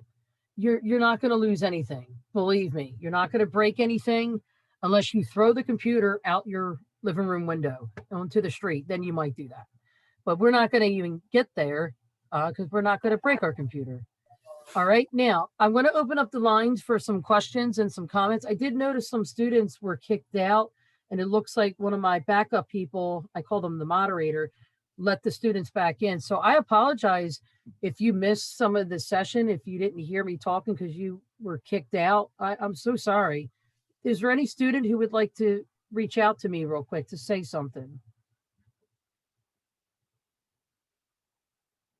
Or is there anyone who might have a question or a comment or a tip or a trick that you would like to share before I get started? So I just have a question. When you did these 2 screens, you just shrunk them, right? Yes, I With the did. arrow, that was all you did. That was it. And I just, you know, I made sure my mouse was in the right place. Usually the right place is the edges. And when you see a double-headed arrow like this one, you know you're in the right place. You can also go to the bottom and move it this way. Actually, the 4 sides, it's like a box. You can go to the top. And when they overlap, what would it? Yeah, and you can overlap windows too. It'll look like that. Okay. Yeah, people do that sometimes because they're trying to get to the icons on their desktop. You know? Yeah, and it stops you from going back and forth and opening and shutting. Right, exactly. So people do that. You're absolutely right. So the nice thing about Windows, you could have all these windows opened up, right? Now watch this. If I go to, I don't know if you guys can see this, and I'm apologizing in advance if you can't, but you know where your taskbar is and your date and time is? On the edge, it's hard to see, but if you can look at my screen, I hope and pray that you can see this. But if I move my mouse over it, a tooltip comes up. That's not the one I want you to see. It's not the notifications thing. It's past it. I wish they would have made that a little bit easier on your eyes to see. It's a tiny little spot on the edge. And when you click it, what it does, it minimizes every window that you had open. So you can actually use it to bring the windows back. And if you can't find it, that's okay, because that's not the only way to do it. I will share with you a little shortcut. I said I wouldn't share with you too many shortcuts because I don't want to confuse people. But on everyone's keyboard, you should have a Microsoft key. It looks like a Microsoft logo. And you also have other buttons on your keyboard, like letters A through Z and numbers. Well, a shortcut that you might want to try, instead of trying to find that feature to minimize multiple windows, is the Windows key and the letter D. Windows D. And if you don't know where the Windows key is, if you look at your spacebar button, to the left side of the spacebar button, there's an Alt key. They call it capital A-L-T. Right before the Alt key, you should find the Windows key. But you press Windows D, D as in dog, and see, I'm able to hide and show those three windows. It's just a quick little shortcut, just a thing I wanted to mention, because I know how difficult sometimes it can be in Zoom or WebEx sessions. Sometimes our screens get cut off, like some of the edges. And although I can see it, sometimes my students and participants cannot see it. So that's why I was just trying to find another way that might be more thorough or just quicker or helpful. Okay, or just do it this way. It takes a little longer. You just got to minimize each window. Not the best approach if you got 30 windows opened up on your screen. So just think about the different ways you might consider doing it. All right. So I think we're done with this particular topic. So as always, I like to go back into my agenda just so all the participants can see. There is one other topic, and this is why I have to pause sometimes myself, because, you know, I'm just like you. People can forget things. And sometimes we all get so excited. We're having fun in class. It's easy to skip an item. Well, I don't want to skip it.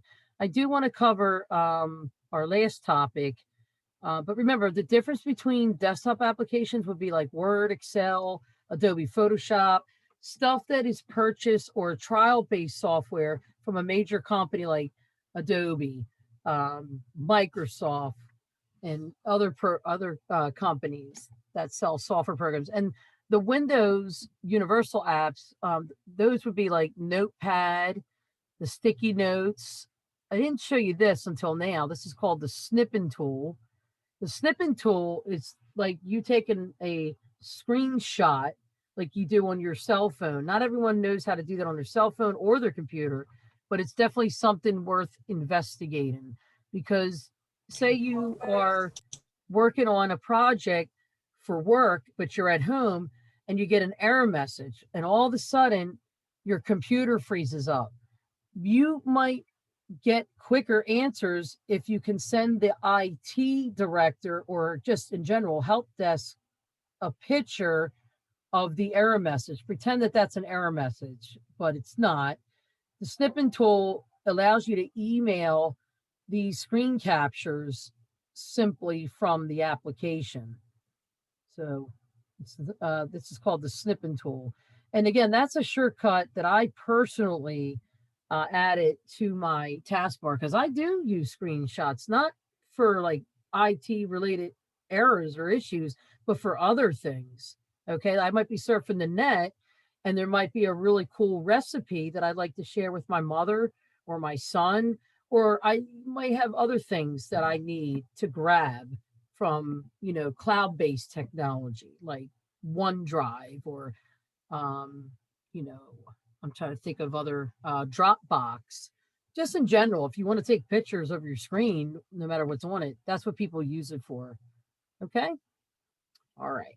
So let's take a look at our last topic. This is called the Windows Store. Okay. And I know we're going to be continuing till 9 p.m. tonight. So I know it's only 7 minutes after the hour. We should try to squeeze in one more short break. I don't mean by 7:30, but maybe, you know, by the next hour, we should try to have another break so everybody can, again, decompress. Some of you stayed with me during the entire break and you were talking with me. We were asking each other questions. And some of you just kind of took your own break and you went your own way and then you came back. I think we should take at least one more break. So therefore, you can get something to drink or whatever it is you need to tend to. All right. So now, Windows Store. Okay. If you've ever shopped online this is no different. Okay. Now, because you may never have used this before, just like some of the features I mentioned tonight, I will tell you this, that your Microsoft Store is easy to find. Okay. Now, when you're looking for it, you can go through the search part like I did, and it's right here. See, Microsoft Store. Quickest way to find it if you do not already have a shortcut. Now, generally speaking, the way this works, you should have a Microsoft account already set up. If for some reason you do not have a Microsoft account, that is something you can do in the near future. It doesn't have to be done in the class tonight, because it does require you filling out important information. You have to fill out a form online. I almost said a survey, but a form. So basically, you know, they just require at least 5 to 10 minutes to do that. And if you don't remember your PIN, then you really can't get into the account. And this is for my own protection. Okay. So I don't want to lock myself out. I think I might have done that. So basically, let me not waste any more of your time, but this window, let me just minimize out of PowerPoint so you're not getting confused. I just maximized it. I don't know if you saw what I did to do that. There's no buttons over here to obviously click on. So see this section here? You can actually just double click. This is called the title bar, by the way. Left double click rapidly, and then that will increase the size of the window. We're not going to spend a heavy amount of time on this, but basically this is the home page, the home screen. There's some gamers in my family. My son is a gamer. He plays PlayStation on his PlayStation 4. Sometimes, you know, he'll go on there and purchase games, or he'll play with people online. And then you have entertainment. They have something for everyone. Productivity. So if you're looking for, you know, setting up your Office 365 account, you can do that. And then you have deals. These deals require purchases. And again, I'm not here to purchase anything myself. There are some things that may not require any fees at all. You can also search for items. You can do a search. Now I'm in the deal section. So if I go back into productivity and I click search, let's say I put in here, let's see. I just started typing. Now, see how this one is free? It's called Quick Sound Recorder. It's a free app. So if you're looking for free stuff, like some people are what they call themselves YouTubers. They make podcasts and all kinds of stuff. Some people like using different apps or pieces of technology. So no matter what you're looking for, you might be able to find it. It may not be free, but there's all types of programs out there beyond like the basic stuff that you may be familiar with, like Microsoft and Adobe and some of the other companies that you are familiar with. Can I ask you a question? Sure. So I have a friend of mine that uses OpenOffice. Is that a good comparative to Microsoft? Or? Absolutely. Okay. Absolutely. And say the name of that again. The program you just mentioned? It's OpenOffice. Yep, OpenOffice. I haven't heard anyone say that in a long time. Yeah, but OpenOffice is very comparative to what we're using with Microsoft. A lot of similarities, and it is free. So and it does a lot of the same stuff. It's very cheap, but it does. Yeah, it does a lot of the same stuff. Some stuff is, you know, limited, but you're right. There are a lot of similarities. Mm-hmm. Can I ask you a question if it's okay? Sure it is. Yeah. It's sorry, I can't talk to that. I was gonna say, sure, you can ask a question. Go for it. What about Libre Office? Is that good? I will not lie to you. I have never heard of that before. But Open Office I've heard of, and of course Microsoft. And let me write that down so I can do a little research on that. How do you spell that? What was it called? I have, because that's the one that I got that they told me was equivalent to Microsoft because I didn't want to pay $100 for it. Oh, I don't blame you. No, if you can get L-I- something similar for free. Go ahead. Can you spell that it's again, please? LIBRE, Libre Office. Got it. And you would think a person like me would know that. I will not tell you a lie. I've never heard of it before. That's probably because I'm so busy doing other things with software, but that's good to know. I'm glad you asked because now I'm going to do some homework myself later tonight.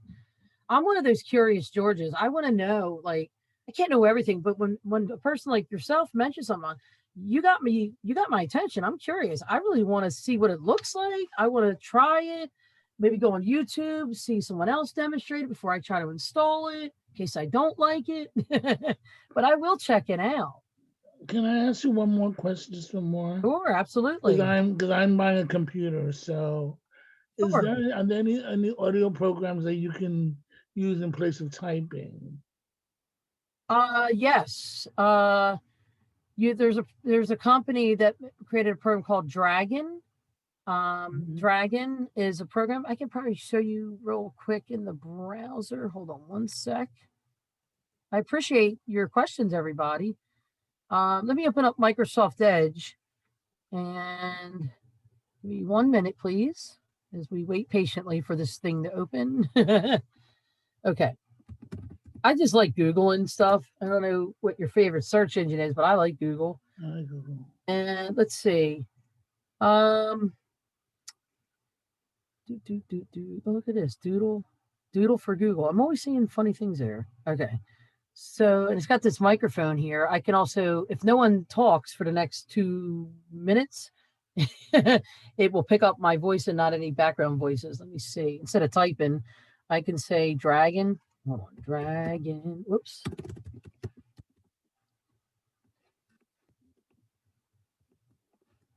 Speech to text. I mean, there's a lot of stuff that's out there.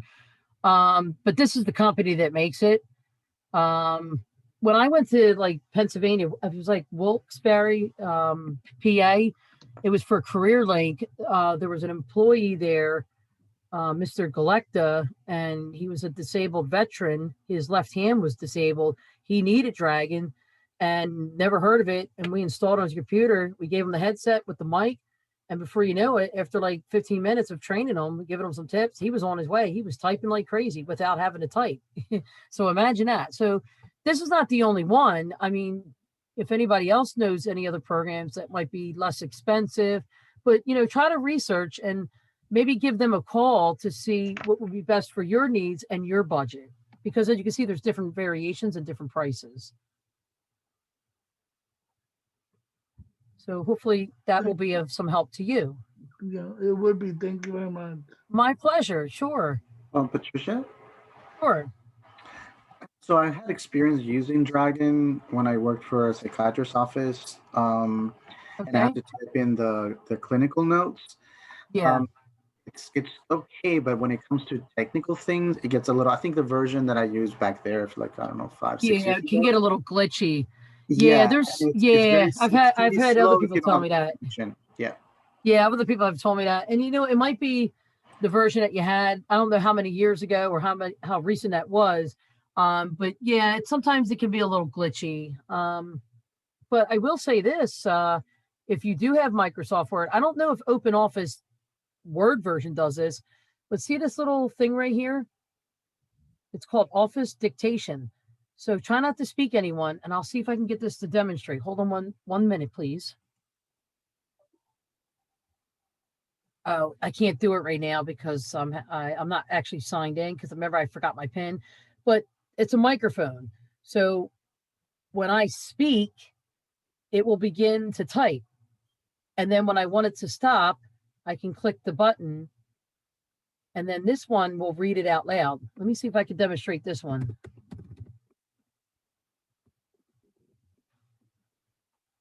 Make sure my cursor's in the front so it doesn't skip a word or a paragraph.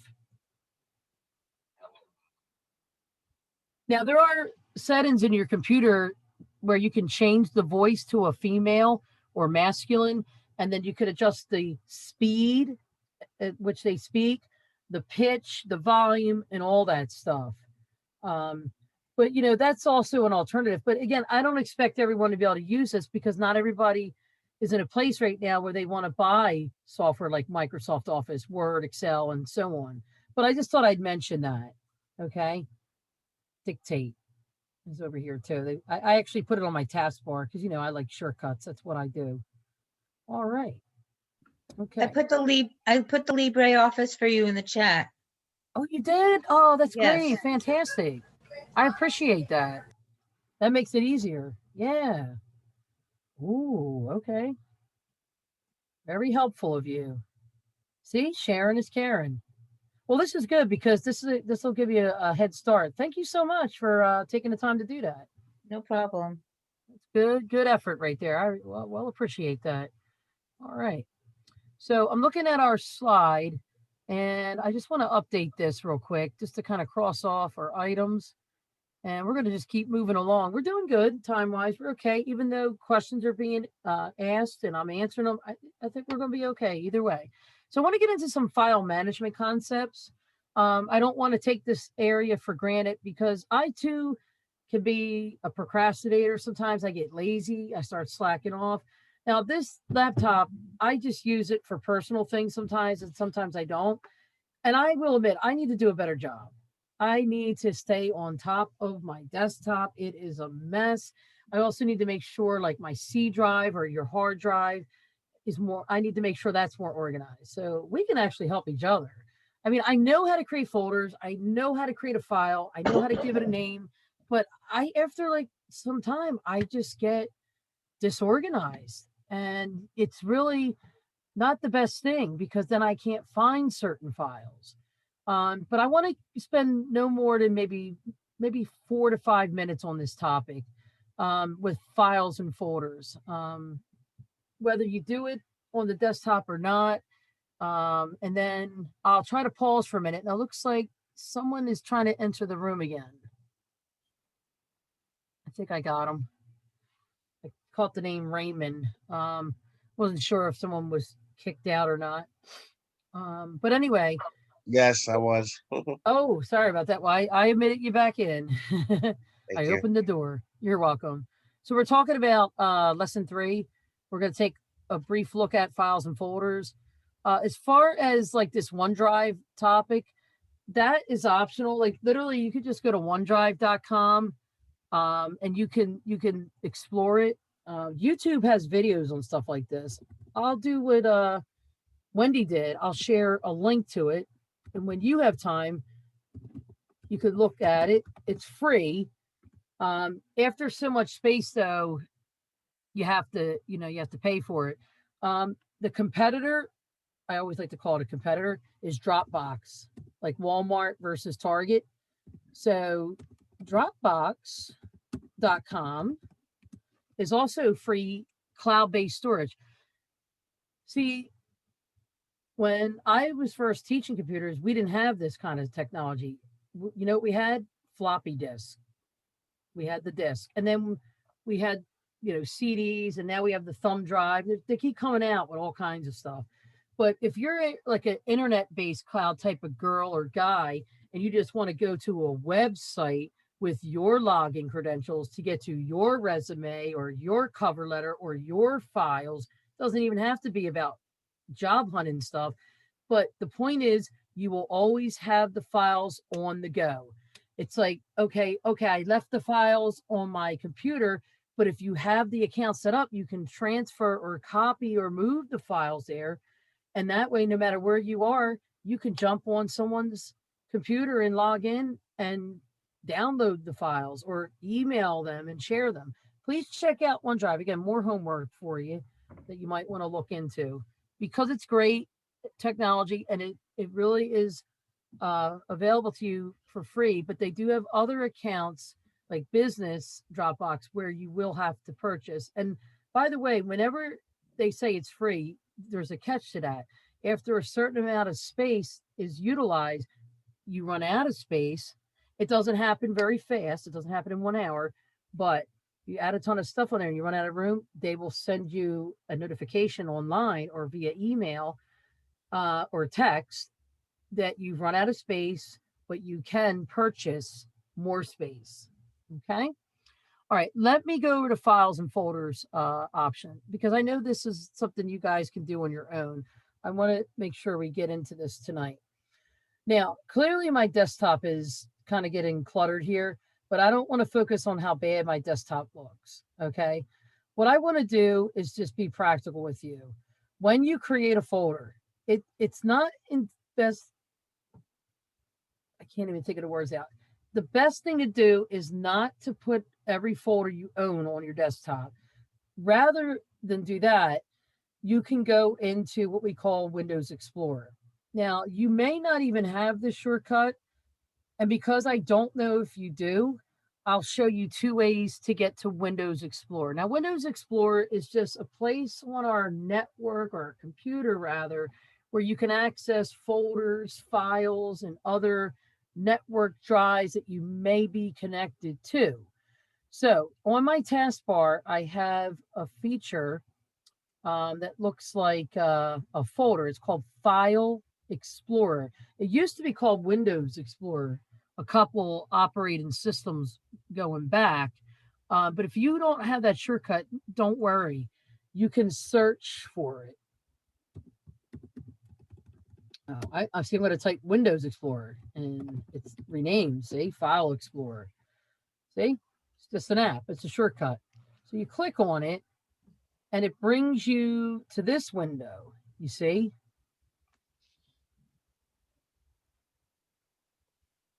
And then you can go to like your desktop, your pictures folder, your documents. Well, let me move this over. See? Think of it as a big filing cabinet with a lot of shortcut folders and options. Okay. So the C drive is what we call the hard drive. Okay. Anytime software is installed, sometimes when I download stuff, things might go to this location. I know, like, a lot of times when I teach Excel and I have my students download data, it automatically creates a folder. And as you can see, I have a lot of files in here. Okay.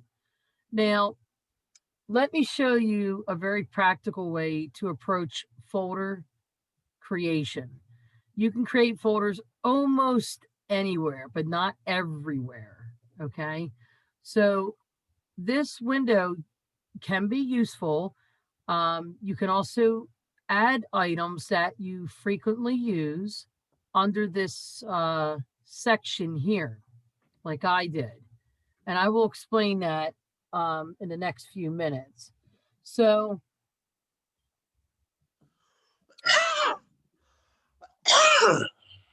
right. So the first thing I did, I just closed out of Windows or File Explorer. Again, it's hard to break the habit of, after using that for so many years, we're talking 20 plus years. And then of course they changed the name. It's a hard habit to break. Windows Explorer or File Explorer is just a quick way to access everything you got on your computer. Now, I know I have too much stuff on here, but because I want to demonstrate how easy it is to create a folder, and this is not to teach you bad habits, like I have too much going on the desktop. So if you want to create a folder on your desktop and then maybe move it somewhere else later, you can, or keep it here, that's fine. You right-click the desktop.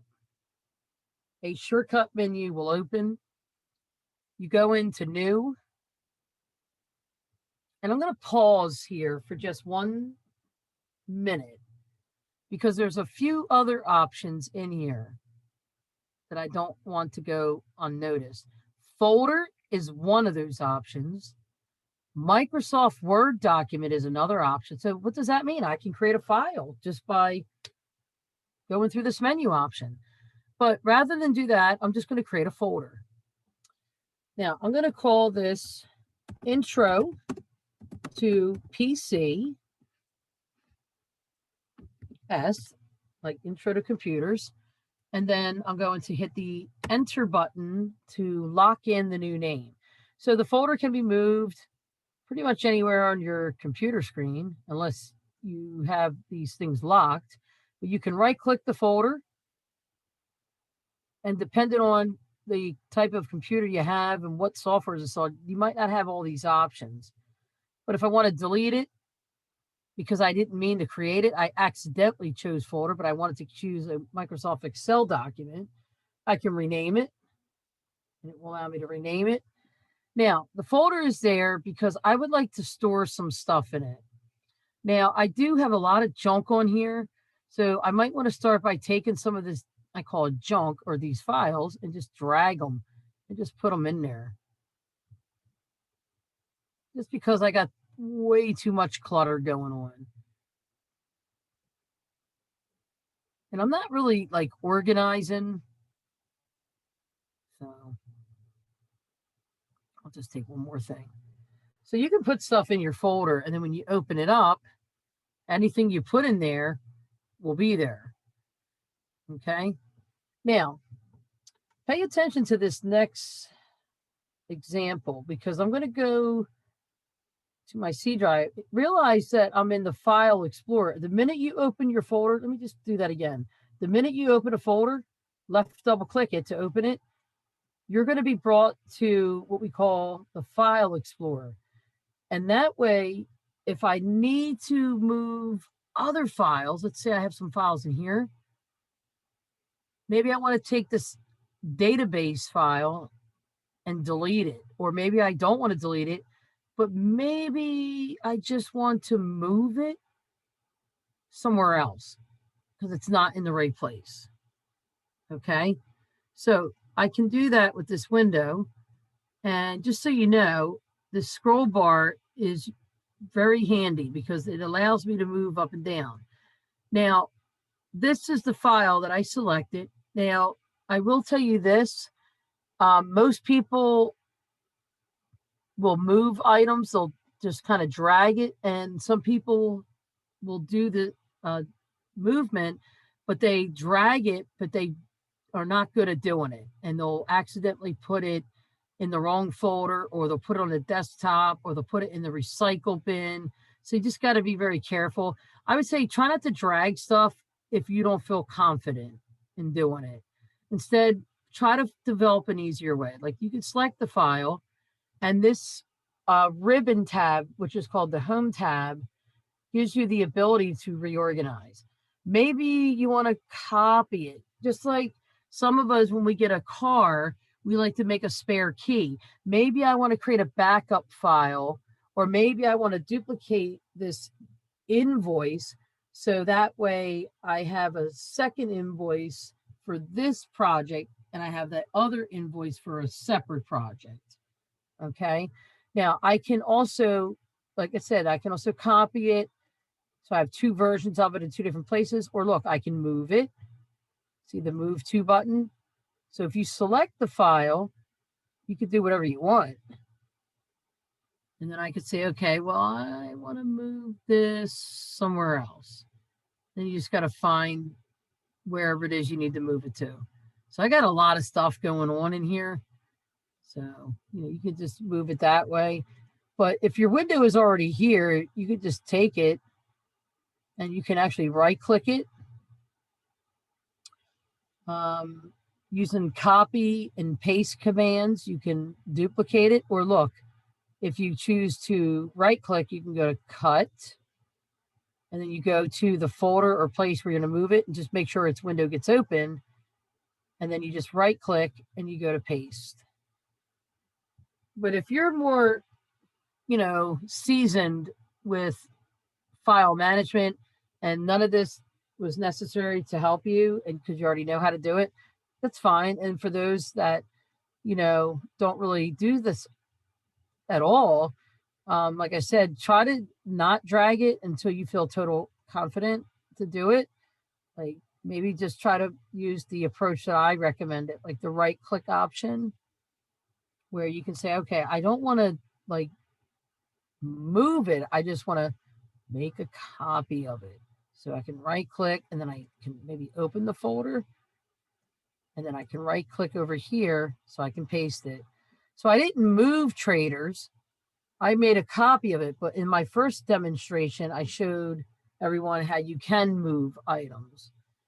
But having folders and just trying to stay on top of, your desktop, I'm not gonna lie, I had a crazy couple hectic weeks, so it's been kind of hard for me to keep up on my desktop maintenance, but I'll get to it when I have the time. But again, the whole point of file management is being organized, making sure you know where files are, especially if you're going to work for a major corporation. They usually have a certain way of setting up files and naming them.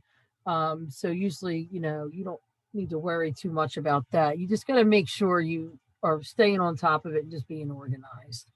All right.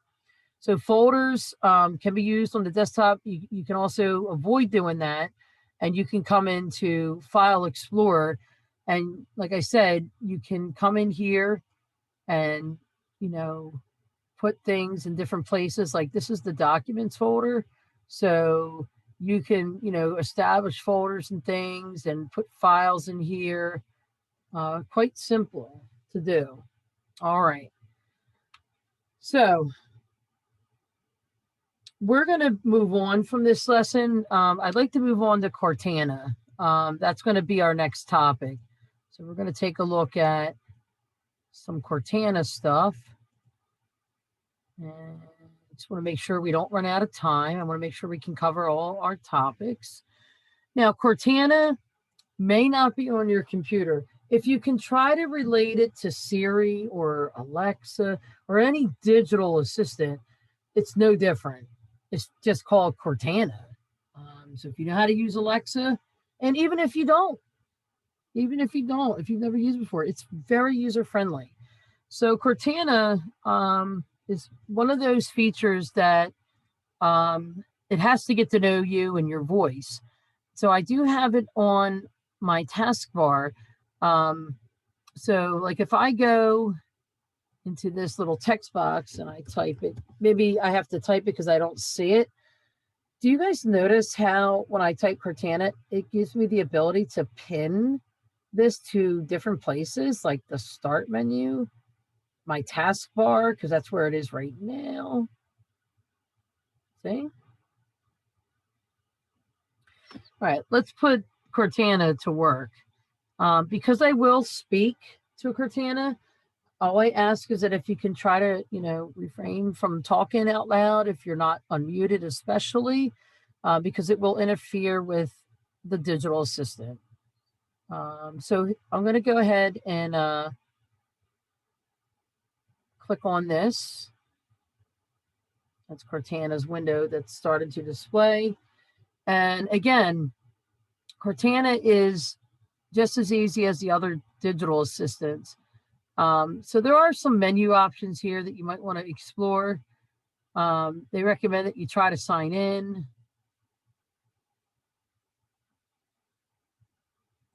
While it's trying to do that, I will tell you this, as we wait patiently for Patricia's thing to catch up. It's a little slow right now. Another way that you could add or delete the Cortana button to temporarily remove it, not really delete it, is to right click anywhere on the taskbar where there isn't already an icon. So see, sometimes you gotta go where there isn't a button or shape, like this empty space, and right click. See, now I got rid of the Cortana button. See, now I'm gonna bring it back. I just want you to know there's a faster way to show and hide other features, okay? Now let me go in and show you Cortana if I can. Oh, so we're going back to my login. I don't know what happened to my account. That's really throwing me for a loop. Sorry about this. Oh boy, here we go with this pin again. That's weird that it's doing this. Restart your device. Well, unfortunately, there's something going on with my account. So it kind of makes this difficult to visually demonstrate how wonderful Cortana is. Let me just close that out. But basically, Cortana, like if you activate it and you say, hey, Cortana, what time is it? Just like I might say, hey, Alexa, what time is it? And it begins to respond. You can check the sports, you can check the weather, all types of stuff, the lottery, you could do research, but you could begin to develop a nice online relationship with your digital assistant without ever having to meet the person or Patricia, technology. Question, yes. I have it on. Do you want me to? I don't know if people can hear it. I can test it out real quick. Sure. Um, You want to demonstrate it? I would say we could share your screen, but some people don't like to do that because they want to keep their screen private. So I respect that. can you hear that or no? Yeah, we can. We can Okay, share. Did you hear the voice? I did hear it. Okay. And What you can try a you few say something? examples if you want. Yeah, go ahead and demonstrate it for the class.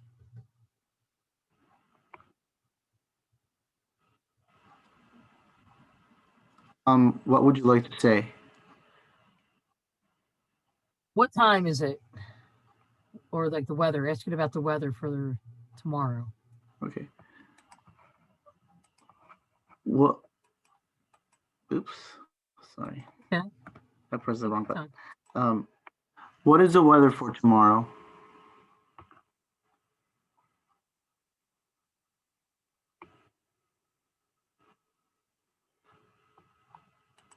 Oh. What is the weather for tomorrow?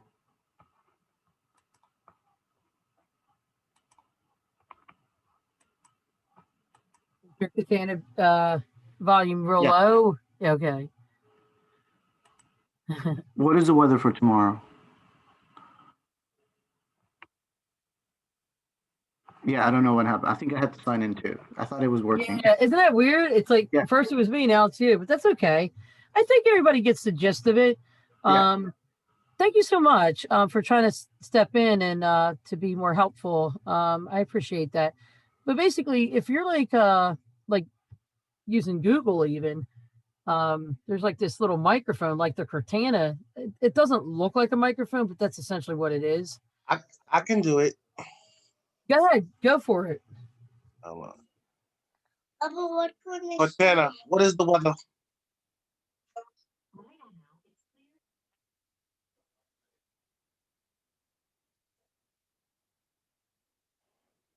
He responding to you, Cortana? Did you hear it? No, it's probably because the volume's low. Can I try it?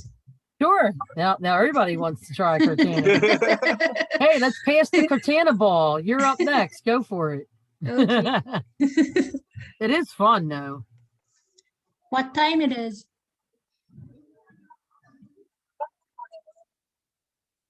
I heard something. Did you hear it? I heard a little Yeah. something too. Vaguely. Okay. Que hora es?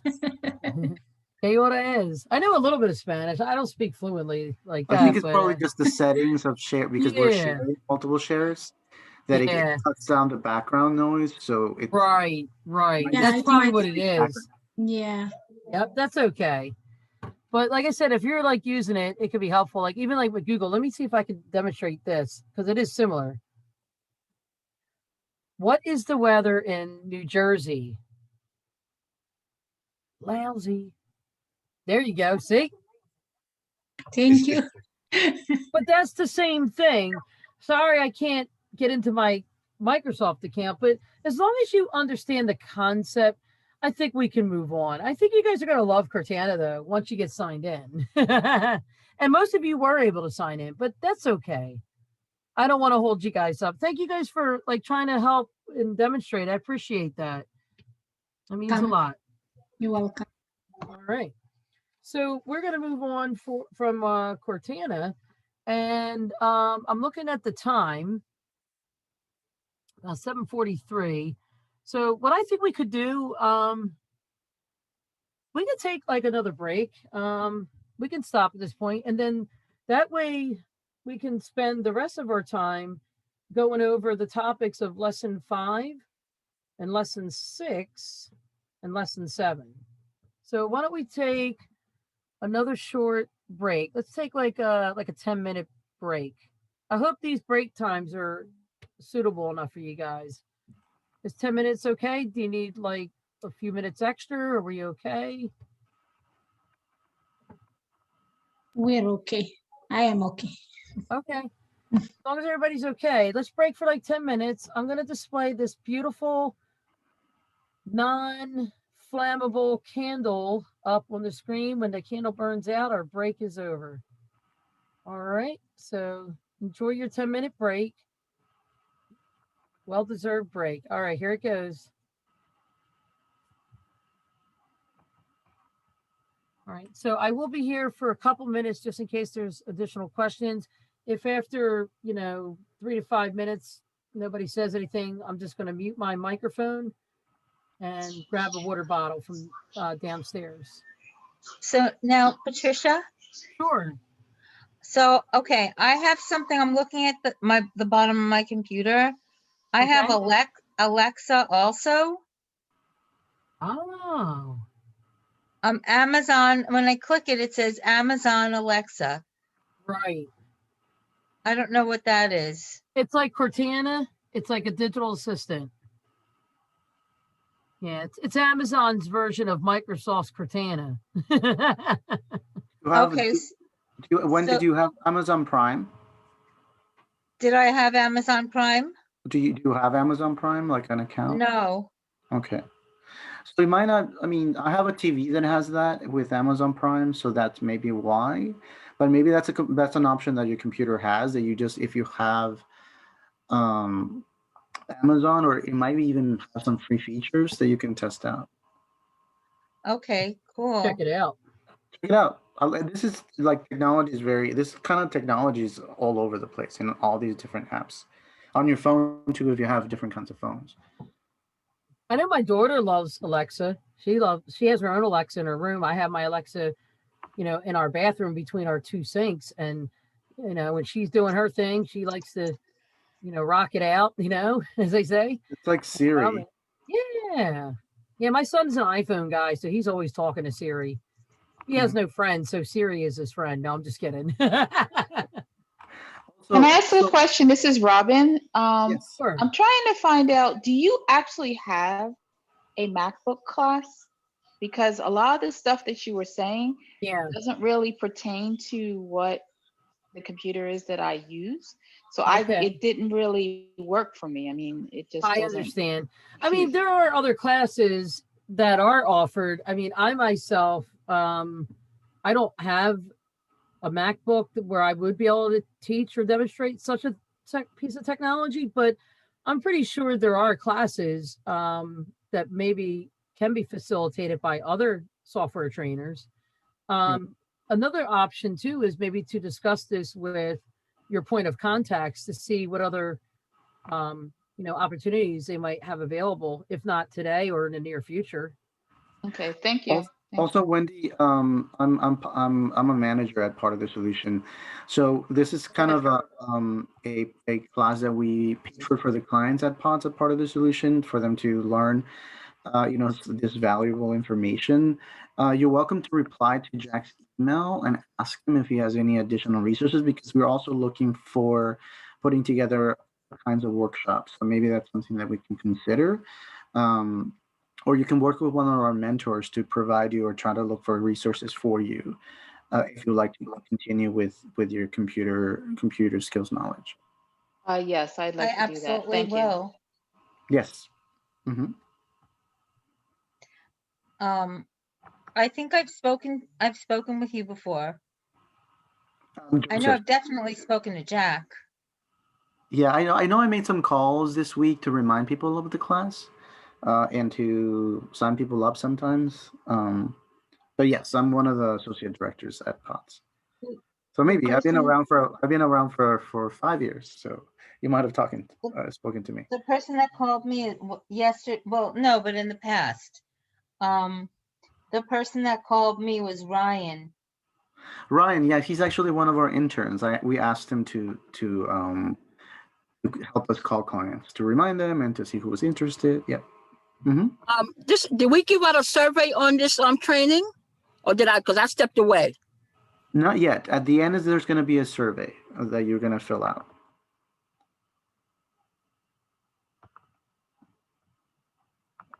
Another thing too, I think we went a little bit off the agenda, and I got a lot confused. And what I thought was going to be basic, because you said beginning and then intermediate, and I was listening to other people talk, and I said, okay, I understand where they're coming from, like the taskbar, and like stuff that would be what a beginner would like to learn. Yeah. And I don't think it was covered. I'm just giving my opinion. I was totally confused. I'm being perfectly honest, because there was a lot of jumping around. Yeah. And wasn't sticking to the agenda. And like even what even when you sent us the email with what we was going to be trained on, I don't think we covered it. That's my opinion. Okay. Yes. No. Thank you. But let's call it for what it is, because this is $200 per person. We're not talking. The training is very expensive. Yes. Yeah, and also just to keep in mind, this is our first ever training that we've had for the community at POTS. So, but you know what would be nice is just to have PowerPoints instead of working with her own material that she's used for her personal use. We should have had like PowerPoint of each one and go step by step. And it should have been bold because the fonts were small. We couldn't hardly read the material. It was congested. So which means it was very difficult to follow. So I'm just letting you know that it should be a PowerPoint all the way, and not working with somebody else's work that they use for their day-to-day working operation. So there was an agenda that was set when you clicked on the link before you registered, and all the items that were listed before you registered there. I know that I think I called you, Paulette, earlier.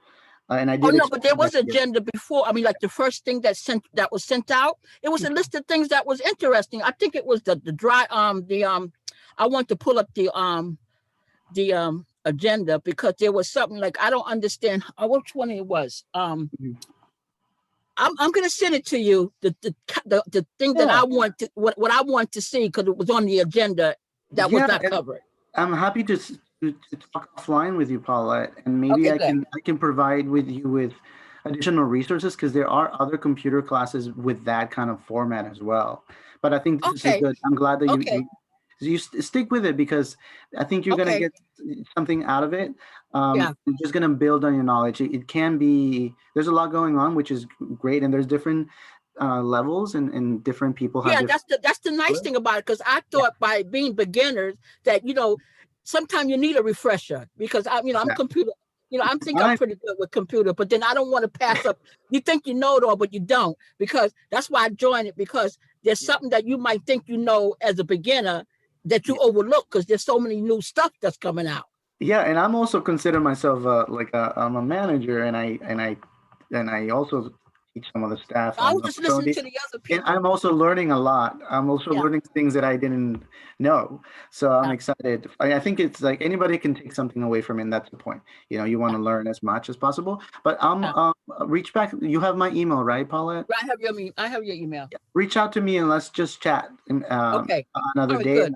I appreciate some other resources as well. Okay. I appreciate it. Okay, great. Thank you. Thank you for that. Okay, welcome.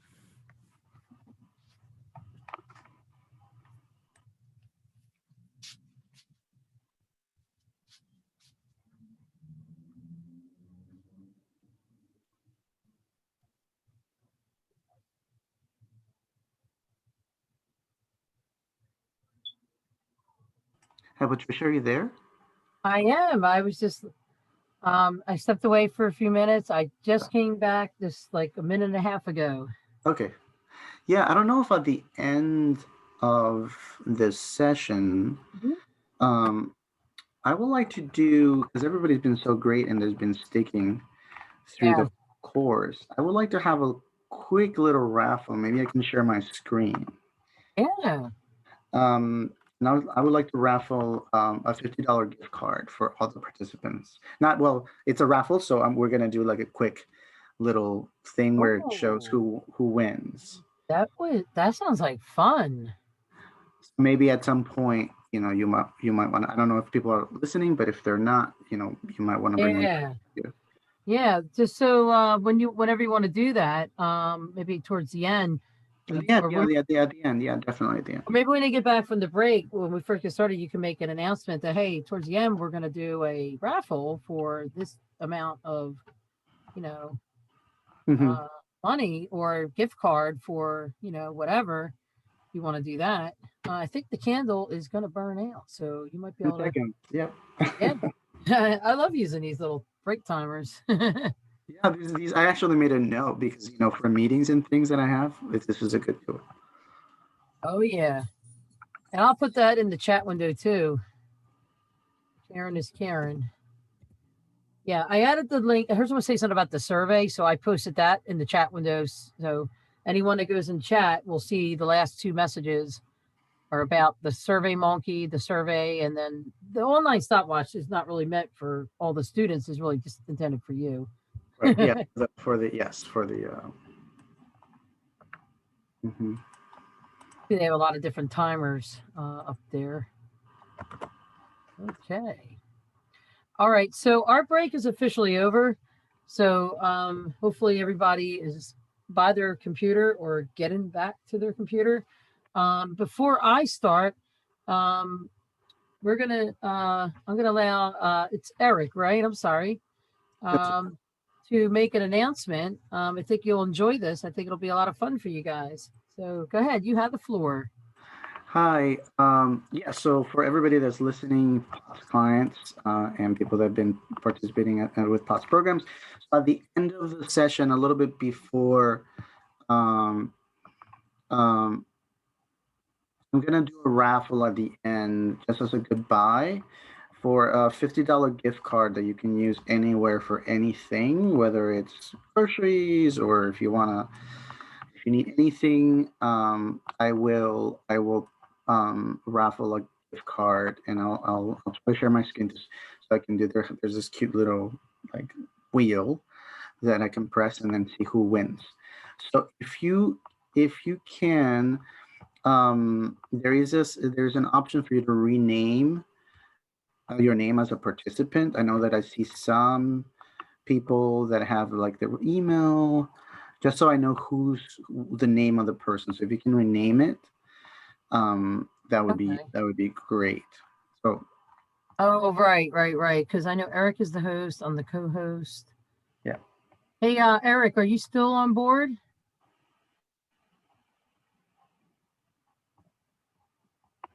It's Eric. No, there's two Erics. Oh, I'm sorry, Eric Jordan from Train Up.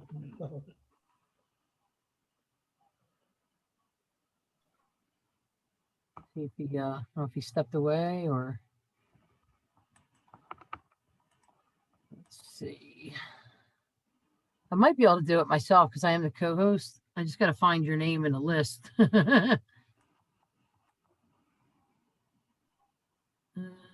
Okay. What name are you using in the session? I don't see more than one Eric. I do see. So there's the mobile 5 is the other Eric. Okay, so that's the one I should go to. Okay. Eric Pops. So I just renamed it. Actually, I can rename. Okay. Yeah. Okay, I see it.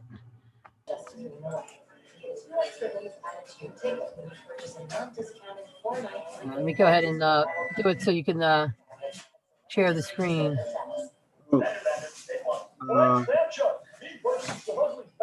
I mean, what do you mean? I don't have to do it right now. Sorry, I'm picking up some background noises in the back. I think that might be Jordan.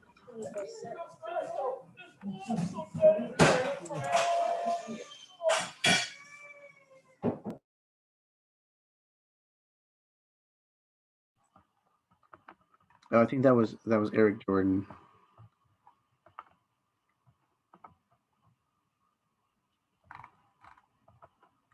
But we're coming right back. Yeah, I can tell you, everybody, we're getting ready to start.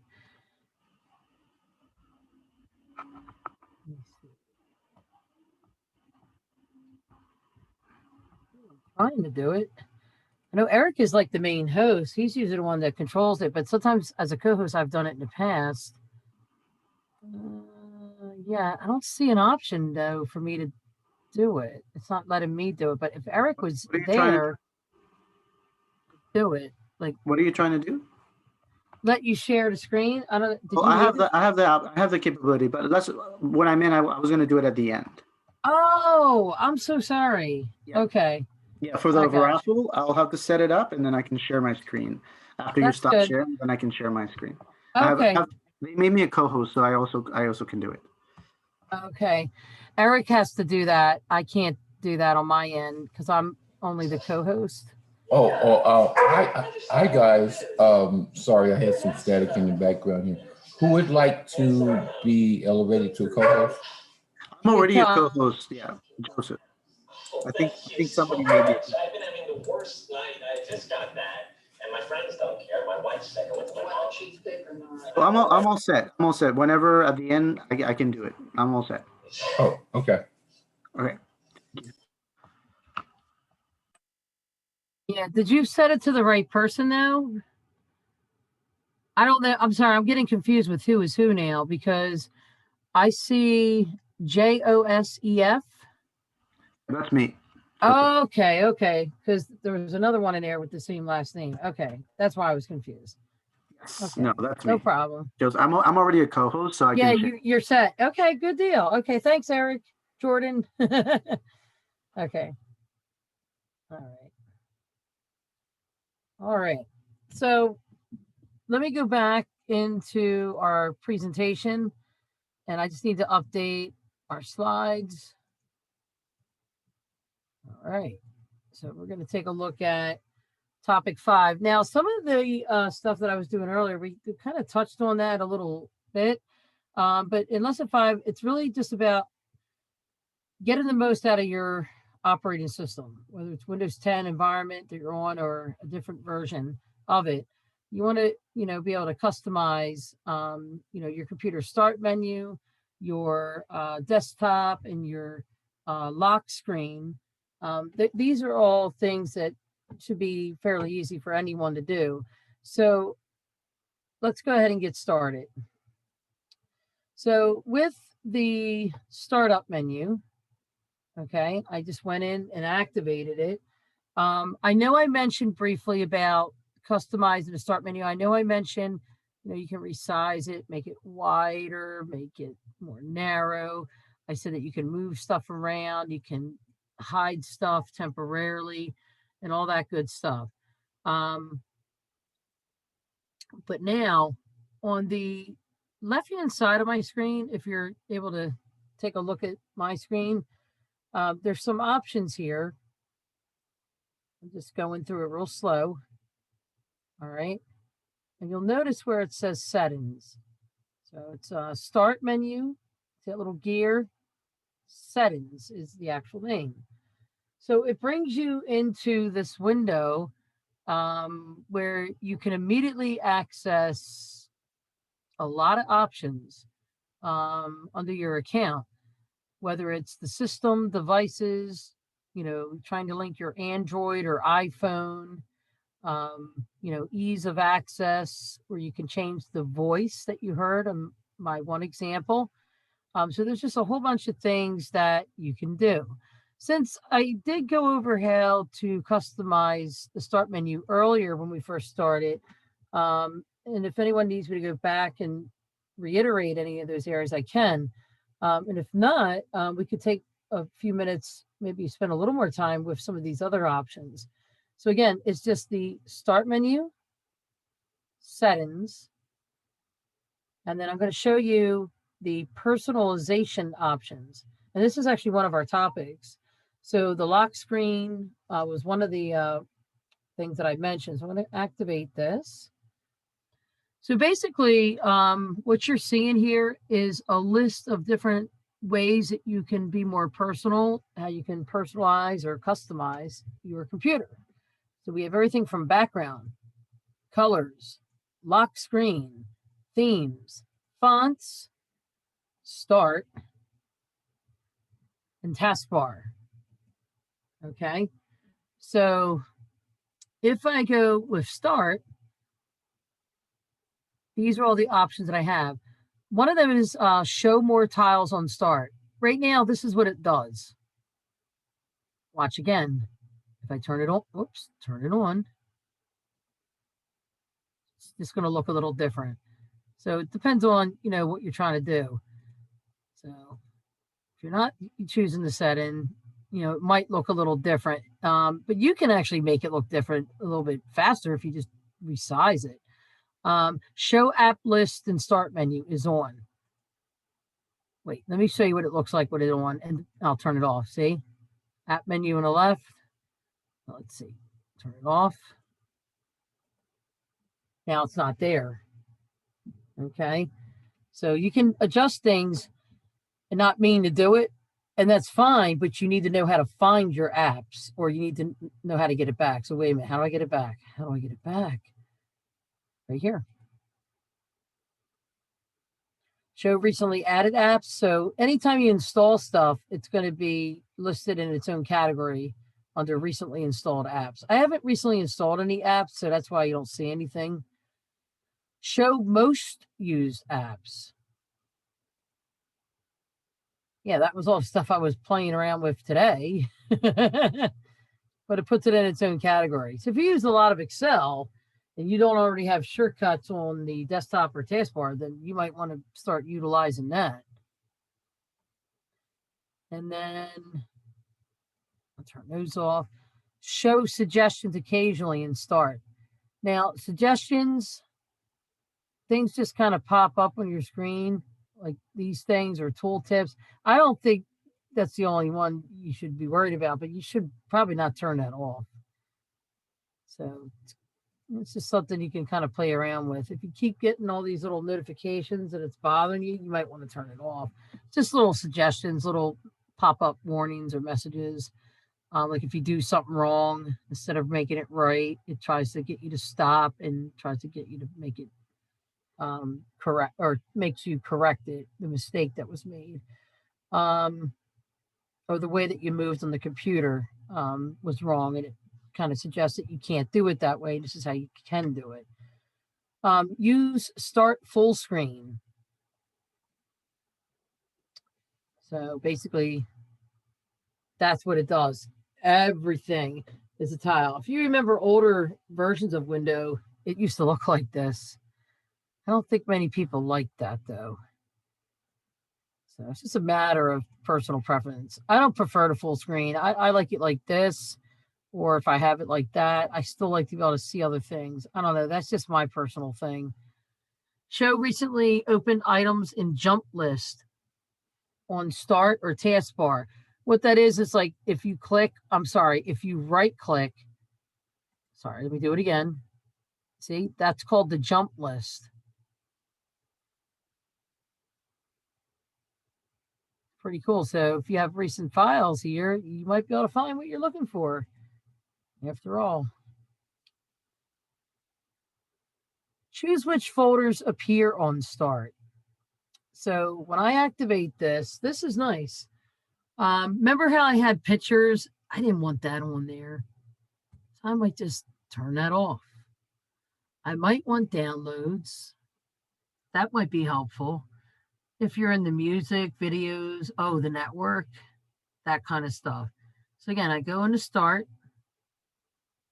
And see, now all those things are there. Remember I said downloads? I just added more options to this menu. Okay. So I'm going to turn off network, downloads, and then I'll just go back. Now I have less options. So if you need certain options at your fingertips, that might not be a bad idea. Okay. So pictures, like I said, if you want to add that, it's just so you can get there quicker. It's all right. You can put shortcuts pretty much all over the place. Now I'm going to click this back button, and I want to show you how to adjust the lock screen. Now, I don't want to interfere with our Zoom session, but when you walk away or before you walk away from your computer, especially if you work in a large warehouse or corporate environment, and you just don't want people to access your screen, or as they're walking past it, look at what you have on the screen, like customer, information. So the preview of this is how my computer actually looks right now. So if I log off, or I'm sorry, I said log, I meant to say lock my computer.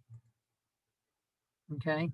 I can right click the power option and I can just choose sleep. It's pretty neat. But you could choose how this is going to look. This is called Windows Spotlight. So lock screen. And then you could choose apps that can appear as a detailed status reminder. And you can also add additional applications to keep up on things if you want to. So if you have a picture in mind for your computer's lock screen, this option will allow you to display that picture on the background. We also have screen timeout settings. So after like 5 minutes, if your computer's on idle or you're just sitting there and you're not clicking or typing the keyboard or mouse, then it goes to sleep until you come back and hit the space bar or click the mouse button to kind of wake it up. These are called screen timeout sessions.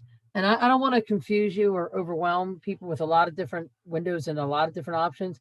I would say for maybe not really homework, but on your own time, whether it's, Windows 10 or not, try to explore the settings or the preferences, as Mac people like to call it, preferences and not settings. Explore those areas. So like, see how here it says on battery, because I have my laptop connected to the battery. On battery, turn off after 30 minutes. So after half an hour, this thing's turning off. I can change it though. When plugged in, turn off after 15 minutes. I can adjust that to 20 if I want. For sleep mode, on battery, for your PC, it can go to sleep. You could say things like never. You could say maybe like after an hour. If it's just running on the battery, but it's not plugged in, you can, figure out what is best. And if you're not sure about anything, there's always usually a way to get help online if you think you might need additional help. But again, this is the settings window.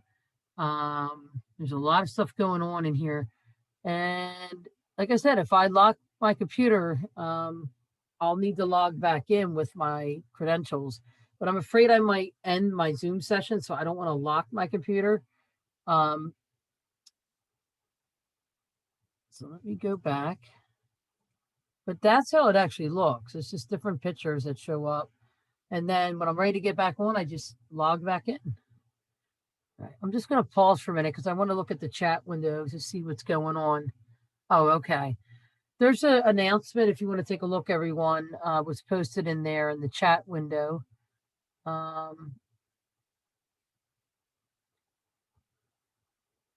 it'll happen at the end of the class. Woohoo, exciting. So besides customizing your start menu and your lock screen options, I also want to show you how you can customize your desktop and some other areas. I'm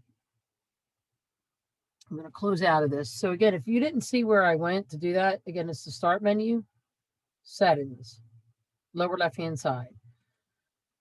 So for our last topic in lesson, the lesson that we're in, I want to, I believe it's lesson 5. I'm going to show you the easiest way to customize your desktop. So I'm going to right click anywhere on the desktop, any blank area will do. You don't want to right click any icon because you're not going to get the options that you're looking for. So just try to not do that and just find a blank area. And here we have a couple options here. We have display settings, which I can show you. And then I have personalize, which I'd like to show you first. So I'm going to go to personalize. Again, you just right click your desktop. And again, it just brings us back to this familiar looking screen. So background, if you want to use a picture, or if you do not, you can, use solid colors. Slideshow. It's like a animated slideshow full of pictures that you can easily upload. And you can set it to like change the picture every 30 minutes, 6 hours, 1 hour, or whatever you want. But it's neat. Oops. And if you're doing this, you can actually adjust the settings. So it's more like an animated mini film, but you got shuffle. Probably best that you don't use that. So these are just some options that you can use. So for this, I'm going to do picture, and I'm going to activate one of these pictures. So I'm just really just trying to show you an easy way to, clean it up a bit. And then that's it. See? There's a question, Patricia. Yeah, that's why I paused for a minute. I'm gonna take a look at the question. No worries. Notification and actions. That's for Paulette. Yeah, notifications. Sure thing. So let me go back. Let's go over notifications and actions. Thank you. I appreciate your question. All right. All right. So let's see. All right.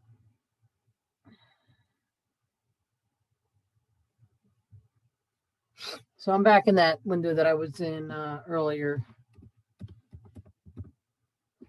Now, in this window, just a friendly FYI, if you're unable to find a feature or option to update or enhance or personalize your computer, I would just type it. See what I did? I found it so much faster. And they also have show a visual alert for audio notifications. So these are things you might want to research on your own time. So I just went into the one that that the last participant had asked about. I believe that was Paulette. She's still in there. Yep, Paulette, she's still in the chat window. Good. So notice on this section here, under the title notifications, they already have this turned on where you can receive notifications from applications and other senders. You can edit what we call quick actions, and it'll help you stay on top of things, I think, more thoroughly. We have notifications that are now in these I call them like a little polybag section here, but basically you can show notifications on the lock screen.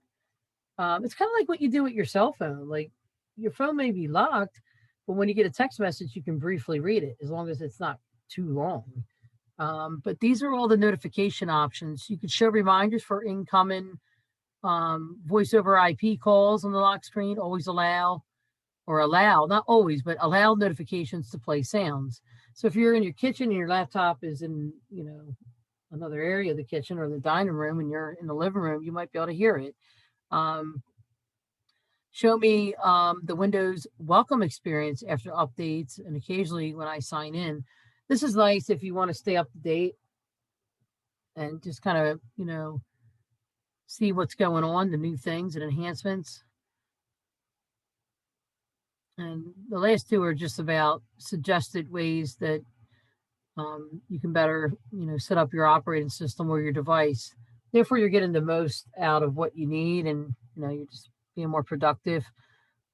Tips and tricks. I'll give you some options here.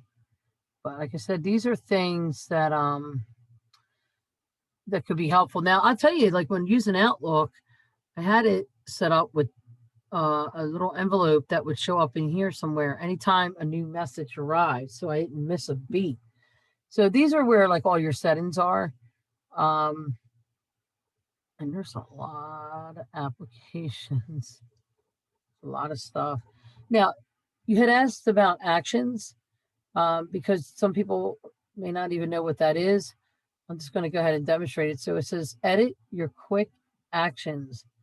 So basically this ties into the lower right portion of my taskbar. Remember guys, I was showing you, well, I was trying to show you this earlier, which is, easy to do. I think I may have hidden that window. Okay, that's all right. Let me just go back. There we go. I got too many windows opened up. I feel like, you ever feel like a computer with too many windows open? You got too much going on. It's kind of how I'm feeling right about now. But this is where all the options are. So let me just go back. So edit your quick actions. So at the bottom right, we did briefly touch on this. And of course, you could adjust like some of these settings. Let's see, screen tip.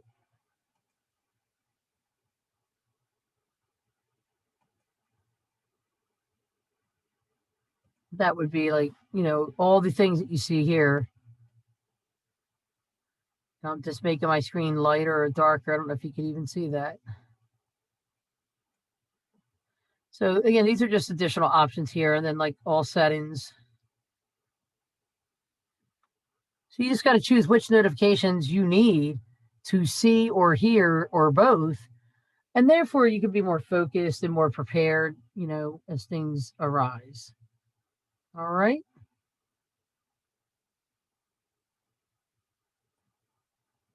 All right, so Paulette, I just wanted to make sure what I just mentioned or what I just, you know, covered was what you were asking, or was there some other option that I didn't go over? No, you covered it, because what I get on my computer is a lot of, when you cut on, you get a lot of notification. I just want to be able to cancel it, you know. So you took me to the right spot. Good. Yeah, and once you get here to this spot, you'll see other additional options that you want to use. Now, I like being able to use this from time to time. Whenever I had to train clients that were deaf or blind or had other, you know, disabilities, there was a lot of great tools in here that I had to enable to help them, you know, learn, whether no matter what their, you know, learning disabilities were. So I always thought the ease of access was nice. They have like a magnifier, which it's like Zoom text, where it kind of makes it so people that are not completely blind can still semi-see certain things on the screen. And then of course there's a narrator. It's something you might want to look into, even though you yourself may not need to use it, but you might know of someone who might benefit from your knowledge of ease of access. So it's definitely a useful feature, you know, but the magnifier might drive you crazy because you're going to blow up most of your screen so you can see it. So if things are hard to read, it'll make it so you can read it. But yeah. All right. So the last thing I'm going to do in this section is, once again, I want to right click. This is my desktop where I'm at. So we were looking at personalize. Now we got display settings, and really just brings you back to the same window that I was, you know, I was just in. It's just got more options.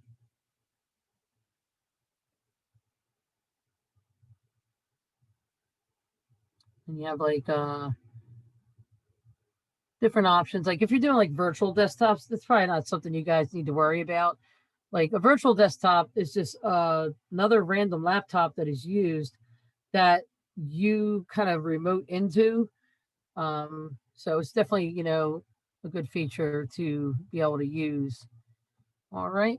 So again, easy to get to these things, guys. If you right click, you have display settings and you have personalize. And you could do a lot of things with sounds. So if you are tired of these sounds, or if you want to add a sound, like every time you go and throw something in the recycle bin, you know, sometimes it feels good to know that you actually did accomplish it. You emptied it. Sometimes things don't have sounds, so you don't really know if what you did even worked. So there's just a whole bunch of stuff here. Again, it's okay to go through these options. I just don't want to throw a lot of options at you all at once. But I would say, you know, just take your time. Oh, look at that, recycle. It's really fast, but it sounds like paper. That's the only way I can describe it. All right, so I'll just leave it like that. But yeah, you can go in, like I said, all these things we kind of worked on earlier. Some of it we didn't touch on earlier in our session. If you want to adjust, you know, the colors, whatever it is you want to do. The more you play, the more you explore, the more you learn. Okay. So if you can't remember to go here to the gear, although these settings are a little bit different than the ones I showed you from here and here, at least you know that you have other ways to get there. Always, if in doubt, go to the search engine text box and you can type what it is you are looking for. And that should, you know, buy you some time. All right. So we're going to take a look at moving on to our next lesson. This is about installation of printers. So we'll take a look at, oops, my mouse is acting a little crazy.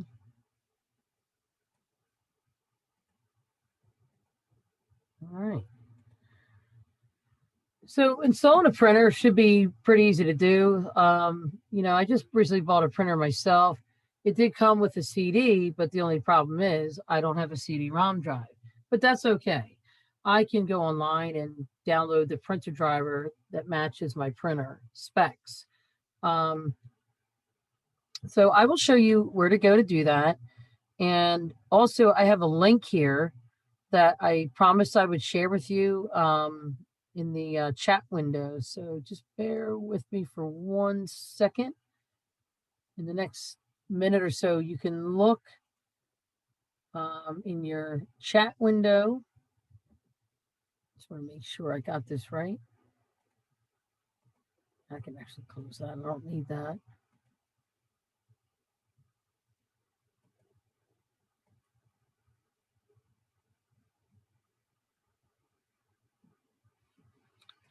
Hold on 1 second. My mouse is okay. There we go. It wouldn't move for like a second, and it felt like minutes. So I'm going to copy this web address. When you get time, you know, look through it, and maybe just before the Zoom session is shut down, you may want to copy this link or activate it now when I paste it in there, and then just look at it later. Just bookmark it if you need to. So get ready to send it to everyone. In 3, 2, and 1. So there's the link, and basically it just goes to the website that you see on my screen. There's a video, 7 ways to access the device manager. And it's got a lot of information here, a wealth of information. All right. So I'm going to have you take a look now at my screen about installation matters. Now, the control panel is probably the quickest way to get you guys there.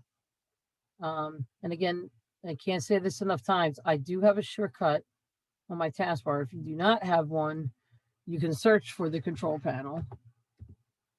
And thank God we don't have to type the entire words out. Control panel. Just type 3 letters and you're done. All right.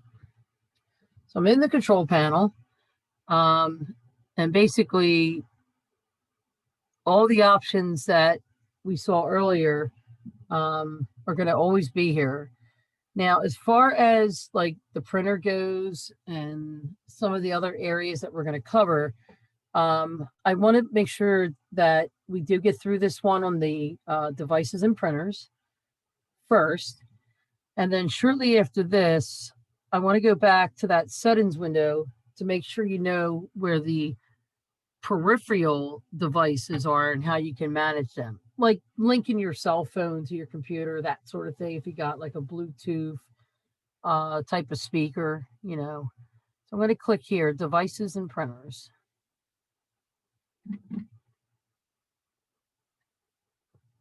Now, what you're seeing is my old printer. I had this printer for 10 years. Can you believe that? We've been through a lot together. I would say, and I'm going to estimate because I don't remember how many years I had it when I had to make a major repair. I would say maybe like 4 to 5 years, maybe 6 years. My printer was acting weird. Like it kept giving me error messages. It mentioned something about the drum. And I knew what it was. I knew what it meant. I knew what it looked like, but I wasn't sure what to do. So I did a little more investigation work. Come to find out, my printer still had a warranty for that part. But I ended up, going to a different company that had the same part, but also gave me a better deal with a free set of toner, a couple boxes of free toner. You can't turn that down. So basically, this printer is actually on its way out though, because now it's to the point where it doesn't print as a duplex printer should anymore. I can only feed it one sheet at a time, like if I'm printing labels. It used to be a great printer. I used to be able to print front and back, collate it and all that, and print out an entire book. So it served its time. It's 10 years old. I must put it to rest, but it's still here. Now, if you're trying to add, let's say, another printer, maybe you just bought another one from Amazon or Best Buy or Target or Walmart. Once you get your printer, the first thing you should do is look at the owner's manual. I don't mean to say that you need to read the whole thing in its entirety, but at least go to a particular page where you might see images, if that helps you better. And then if there is a CD available, and of course, a YouTube video may or may not be necessary. And if anything, you may not need to do any of those things, because if you have the CD, it kind of does it for you. If there's no CD included with your printer, then you could go to the manufacturer's website, like Brother. They made the printer that I was telling you about, and I was able to find stuff for, another device or another printer. So anyway, I'm going to go to add a printer. So in this example, I won't be able to effectively demonstrate what will actually happen, only because I don't actually have any other printers that I could use right at the moment. I have printers, but I just don't have them, available to show you. But basically, when your device shows up, especially if you have a wireless printer, okay, so basically you just go in, you select it, and some people have a hard time with this. Sometimes it works, and I hate to say it, sometimes it doesn't work. It's important that your printer is plugged in, making sure that it's connected, just like your internet. That needs to be working too. So you select the item. They even give you an option if for something your Wi-Fi printer isn't showing up for additional support. So you just follow these questions. And sorry, my computer was stuck for a minute. It was like stuck in time. And here it's just asking you to enter what we call the WPS pin for your printer. And that usually is put inside the handbook. Sometimes it's engraved on the printer. So they tell you where you can find this information. So hopefully, if you ever get an electronic device like this, the last person who obviously returned it back to the store gives you the owner's manual, with your package, because sometimes you need additional detailed information. So basically, I can't go to the next step because, like I said, I only have the one printer, listed here. But once you go through the steps, it won't say this. That's because I decided to abort it, like to cancel it. But basically, this printer can be used. And if you want to see what's printing, sometimes printers get jams and you want to maybe just stop the printing altogether. They are going to let you do that. They give you the options to do so. So again, this is where you can go to add additional printers that you bought, and it's not hard to do. And then at the top left, you'll notice where it says add a device. So what does that mean? Basically, it could be a TV. Okay, it could be a Bluetooth headset. Now it looks like it's picking up one of my TVs. That's interesting. And of course, like any Bluetooth item, if you want to connect, your phone to the computer, that's also available to us. And it looks like it just loaded one other thing.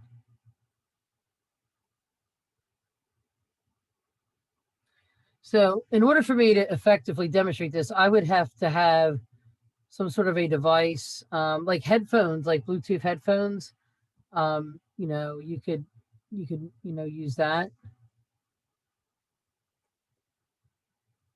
Looks like we got like a Fire Stick thing going on here.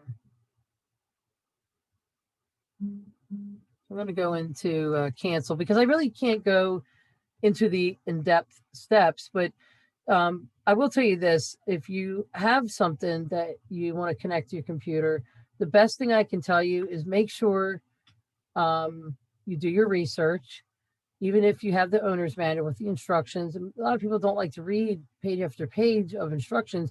YouTube is a great asset. YouTube is a great resource. I think anybody that has used it will tell you the same.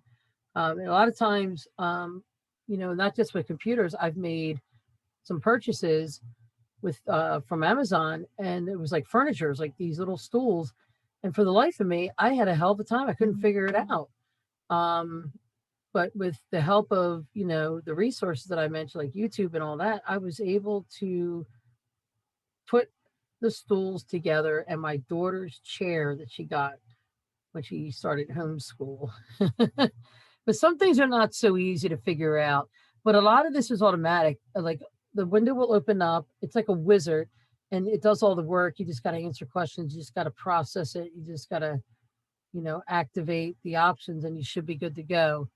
Now, once the printer is, set, and it's usually set as a default printer, but a lot of people like to have more than one printer, like a laser printer. There's just, black and white, and then you got your color printer and whatnot.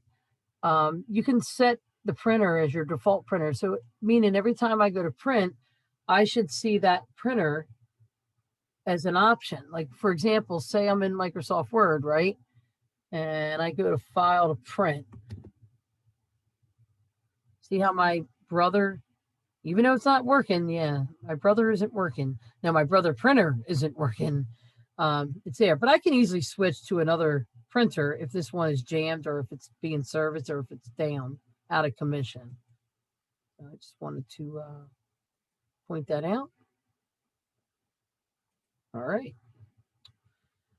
Remember that link that I sent you, you definitely want to take a look at that. Oh, sorry, I didn't mean to go down to that slide. Okay. So it's about 8:36. We're doing good time-wise, and I won't end at 9 o'clock. I'm going to end earlier because there's going to be a special announcement made again and a raffle for a $50 gift card. But let me take you through security features. Okay. And one of the things I want to make sure we cover is password options, because you want to make sure that unauthorized users are not accessing, sensitive data. We're talking. Excuse. Sure.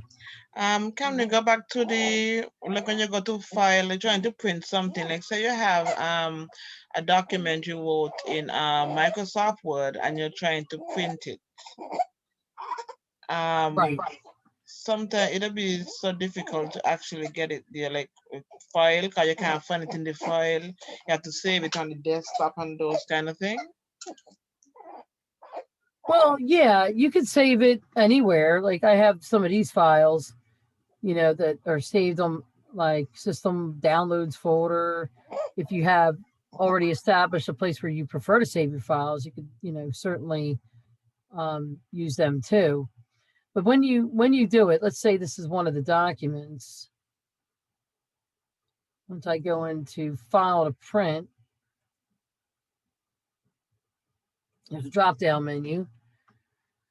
So even if that is my default printer, but I got like 3 other printers, I could switch to the 3 other printers. Like at a major company, I'm sure you've seen this before, maybe some of you haven't, you know, depending on where you used to work at.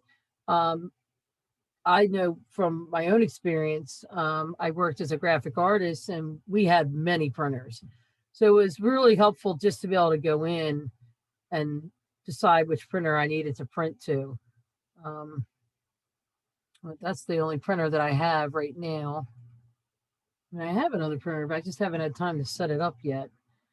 But that's it. Was that the question? Was that what I showed you, what you were trying to get at, or was I kind of like way off the radar? You're kind of off. It's like sometimes you type something and like when time, okay, say even from your email, you're trying to get it from your email and then it's telling you have to download and then you have to print it. Like to maneuver to all those, I'd be all completely lost. So you're gonna go to file if you write the letter. Say you write a letter, you're gonna go to file and they're gonna tell you print.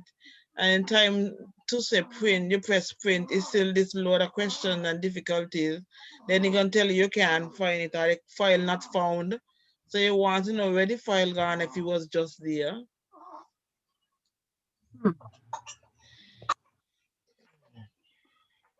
So you're in Microsoft Word and you're just trying to print something? Yeah, I'm not sure I follow you, but I'm trying to follow you.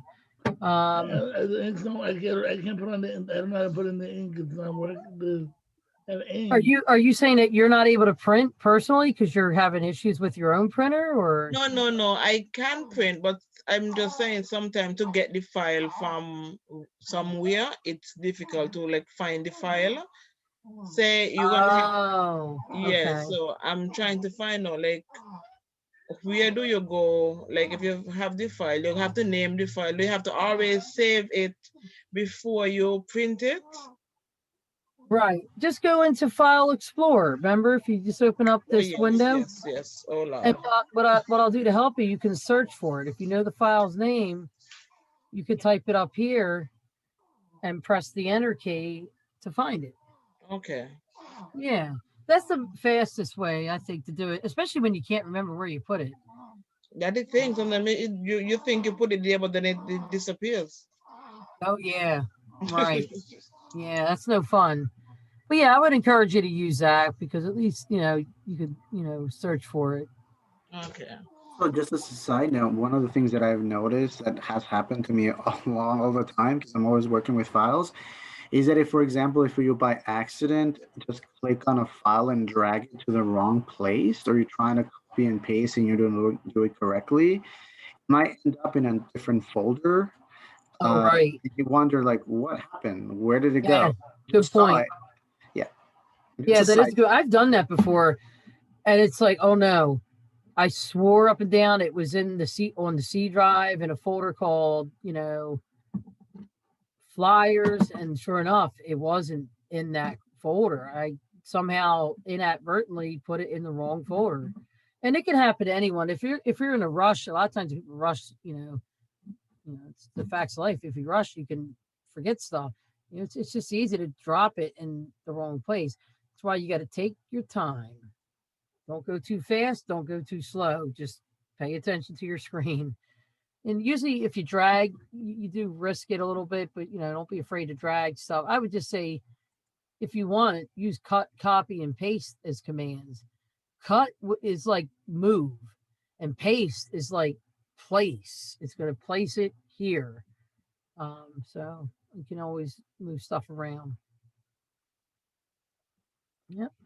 Our last topic is going to be on managing passwords under Windows Security. So let me just shut down Microsoft Word and let me shut down Microsoft Excel. And let's see. Going back, sorry. It's the Zoom toolbar. It keeps getting in the way. It's when my mouse was moving like a crazy person. But I'm okay now. So I'm in, once again, I'm right back into the control panel. So basically, I have an option known as user accounts. Right, so I'm going to activate that. So basically, as you can see, I'm the administrator of this laptop. And as I should be, it is my laptop and I did buy it. So basically with this account, I can make changes to the PC options or settings. I can change the name on the account. I can change, because I'm the administrator, change the account type, manage another account. So again, they just give you stuff. Now, over here, you can establish a password if you ever have to reset your computer. I don't want to do that to my personal computer, but I just wanted to point it out that it's there. These are all links. So as soon as you click it, it'll come up with some options. And this is basically, see, my computer already has a password on it. When I first purchased it, it didn't have all that. But it was, configured, but I had to also add additional stuff to the computer, like Microsoft Office. I had to download that. So again, this is so I can create, a new account. So the name will appear here. So I can maybe for when my mom comes over, I can have an account for her. I doubt seriously she'll even use a laptop, but my son will most more likely do it. Or like I said, for my daughter, even though she has her laptop as a backup, she knows that she can access this laptop as long as I'm not using it. And she already knows that there's no password on it. I did it that way so she doesn't get, frustrated, or she doesn't get anxious because she can't get into the computer. I don't want to add any more to her stress. So you don't always have to have a password on things, but I would recommend maybe for your own personal account and security, you might consider it. But this is, pretty much where all the options are. With me being the admin, I didn't add my picture or anything because I don't want to look at my face every time I look at this. But you can come in here and make adjustments. Now, if you're not the administrator, and you're just like a guest, you won't be able to do these things. But if it's your own personal computer, you are the admin, whether you like it or not, whether you acknowledge it or not, and you can certainly, take control and take charge of your personal PC. And, if I want to manage another account that's already on here, that's my daughter's account. If I want to add another account, like for my mom, my son, or maybe a guest, not having a whole lot of guests over my house these days, but, there was a time when I did.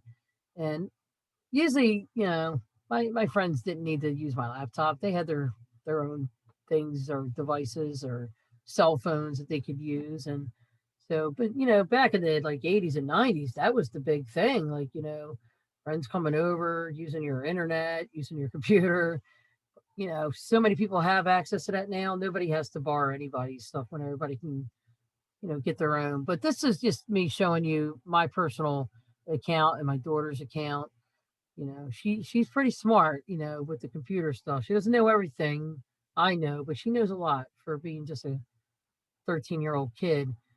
All right, so I hope this was helpful. Again, this is the control panel. I'm just hitting the back button. One thing I would, encourage you to do, I don't want to keep assigning homework stuff, but I would encourage you to go through, the control panel, especially the mouse settings, maybe the keyboard, if you think that might be helpful. Let's see, one other thing. And then I'm going to open up the floor for the announcement.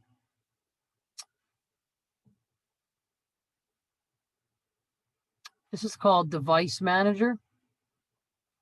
I did want to show you this because in here, you basically have access to all sorts of things like cameras, and you can, go in and scan it for hardware changes. I mean, there's a whole bunch of stuff in here. Stuff for your printers, Bluetooth, and you can expand this to get to certain things.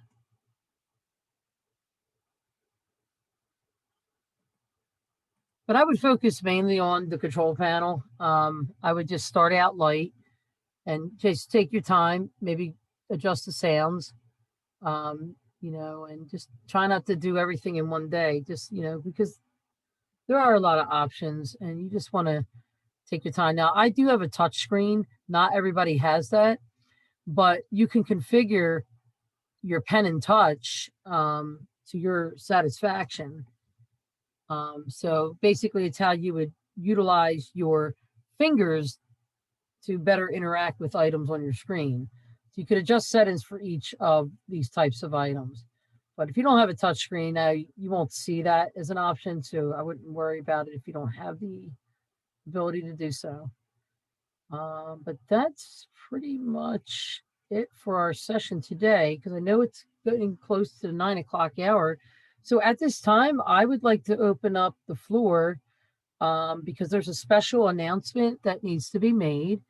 Also, if you guys could fill out the survey that was sent out earlier, I believe it's still in the chat window. If you could, you know, do that, we would really appreciate it. But I'm going to stop talking so this special announcement can be made. Okay, so that's for me, right? Yes, you got it. It's all Okay. you.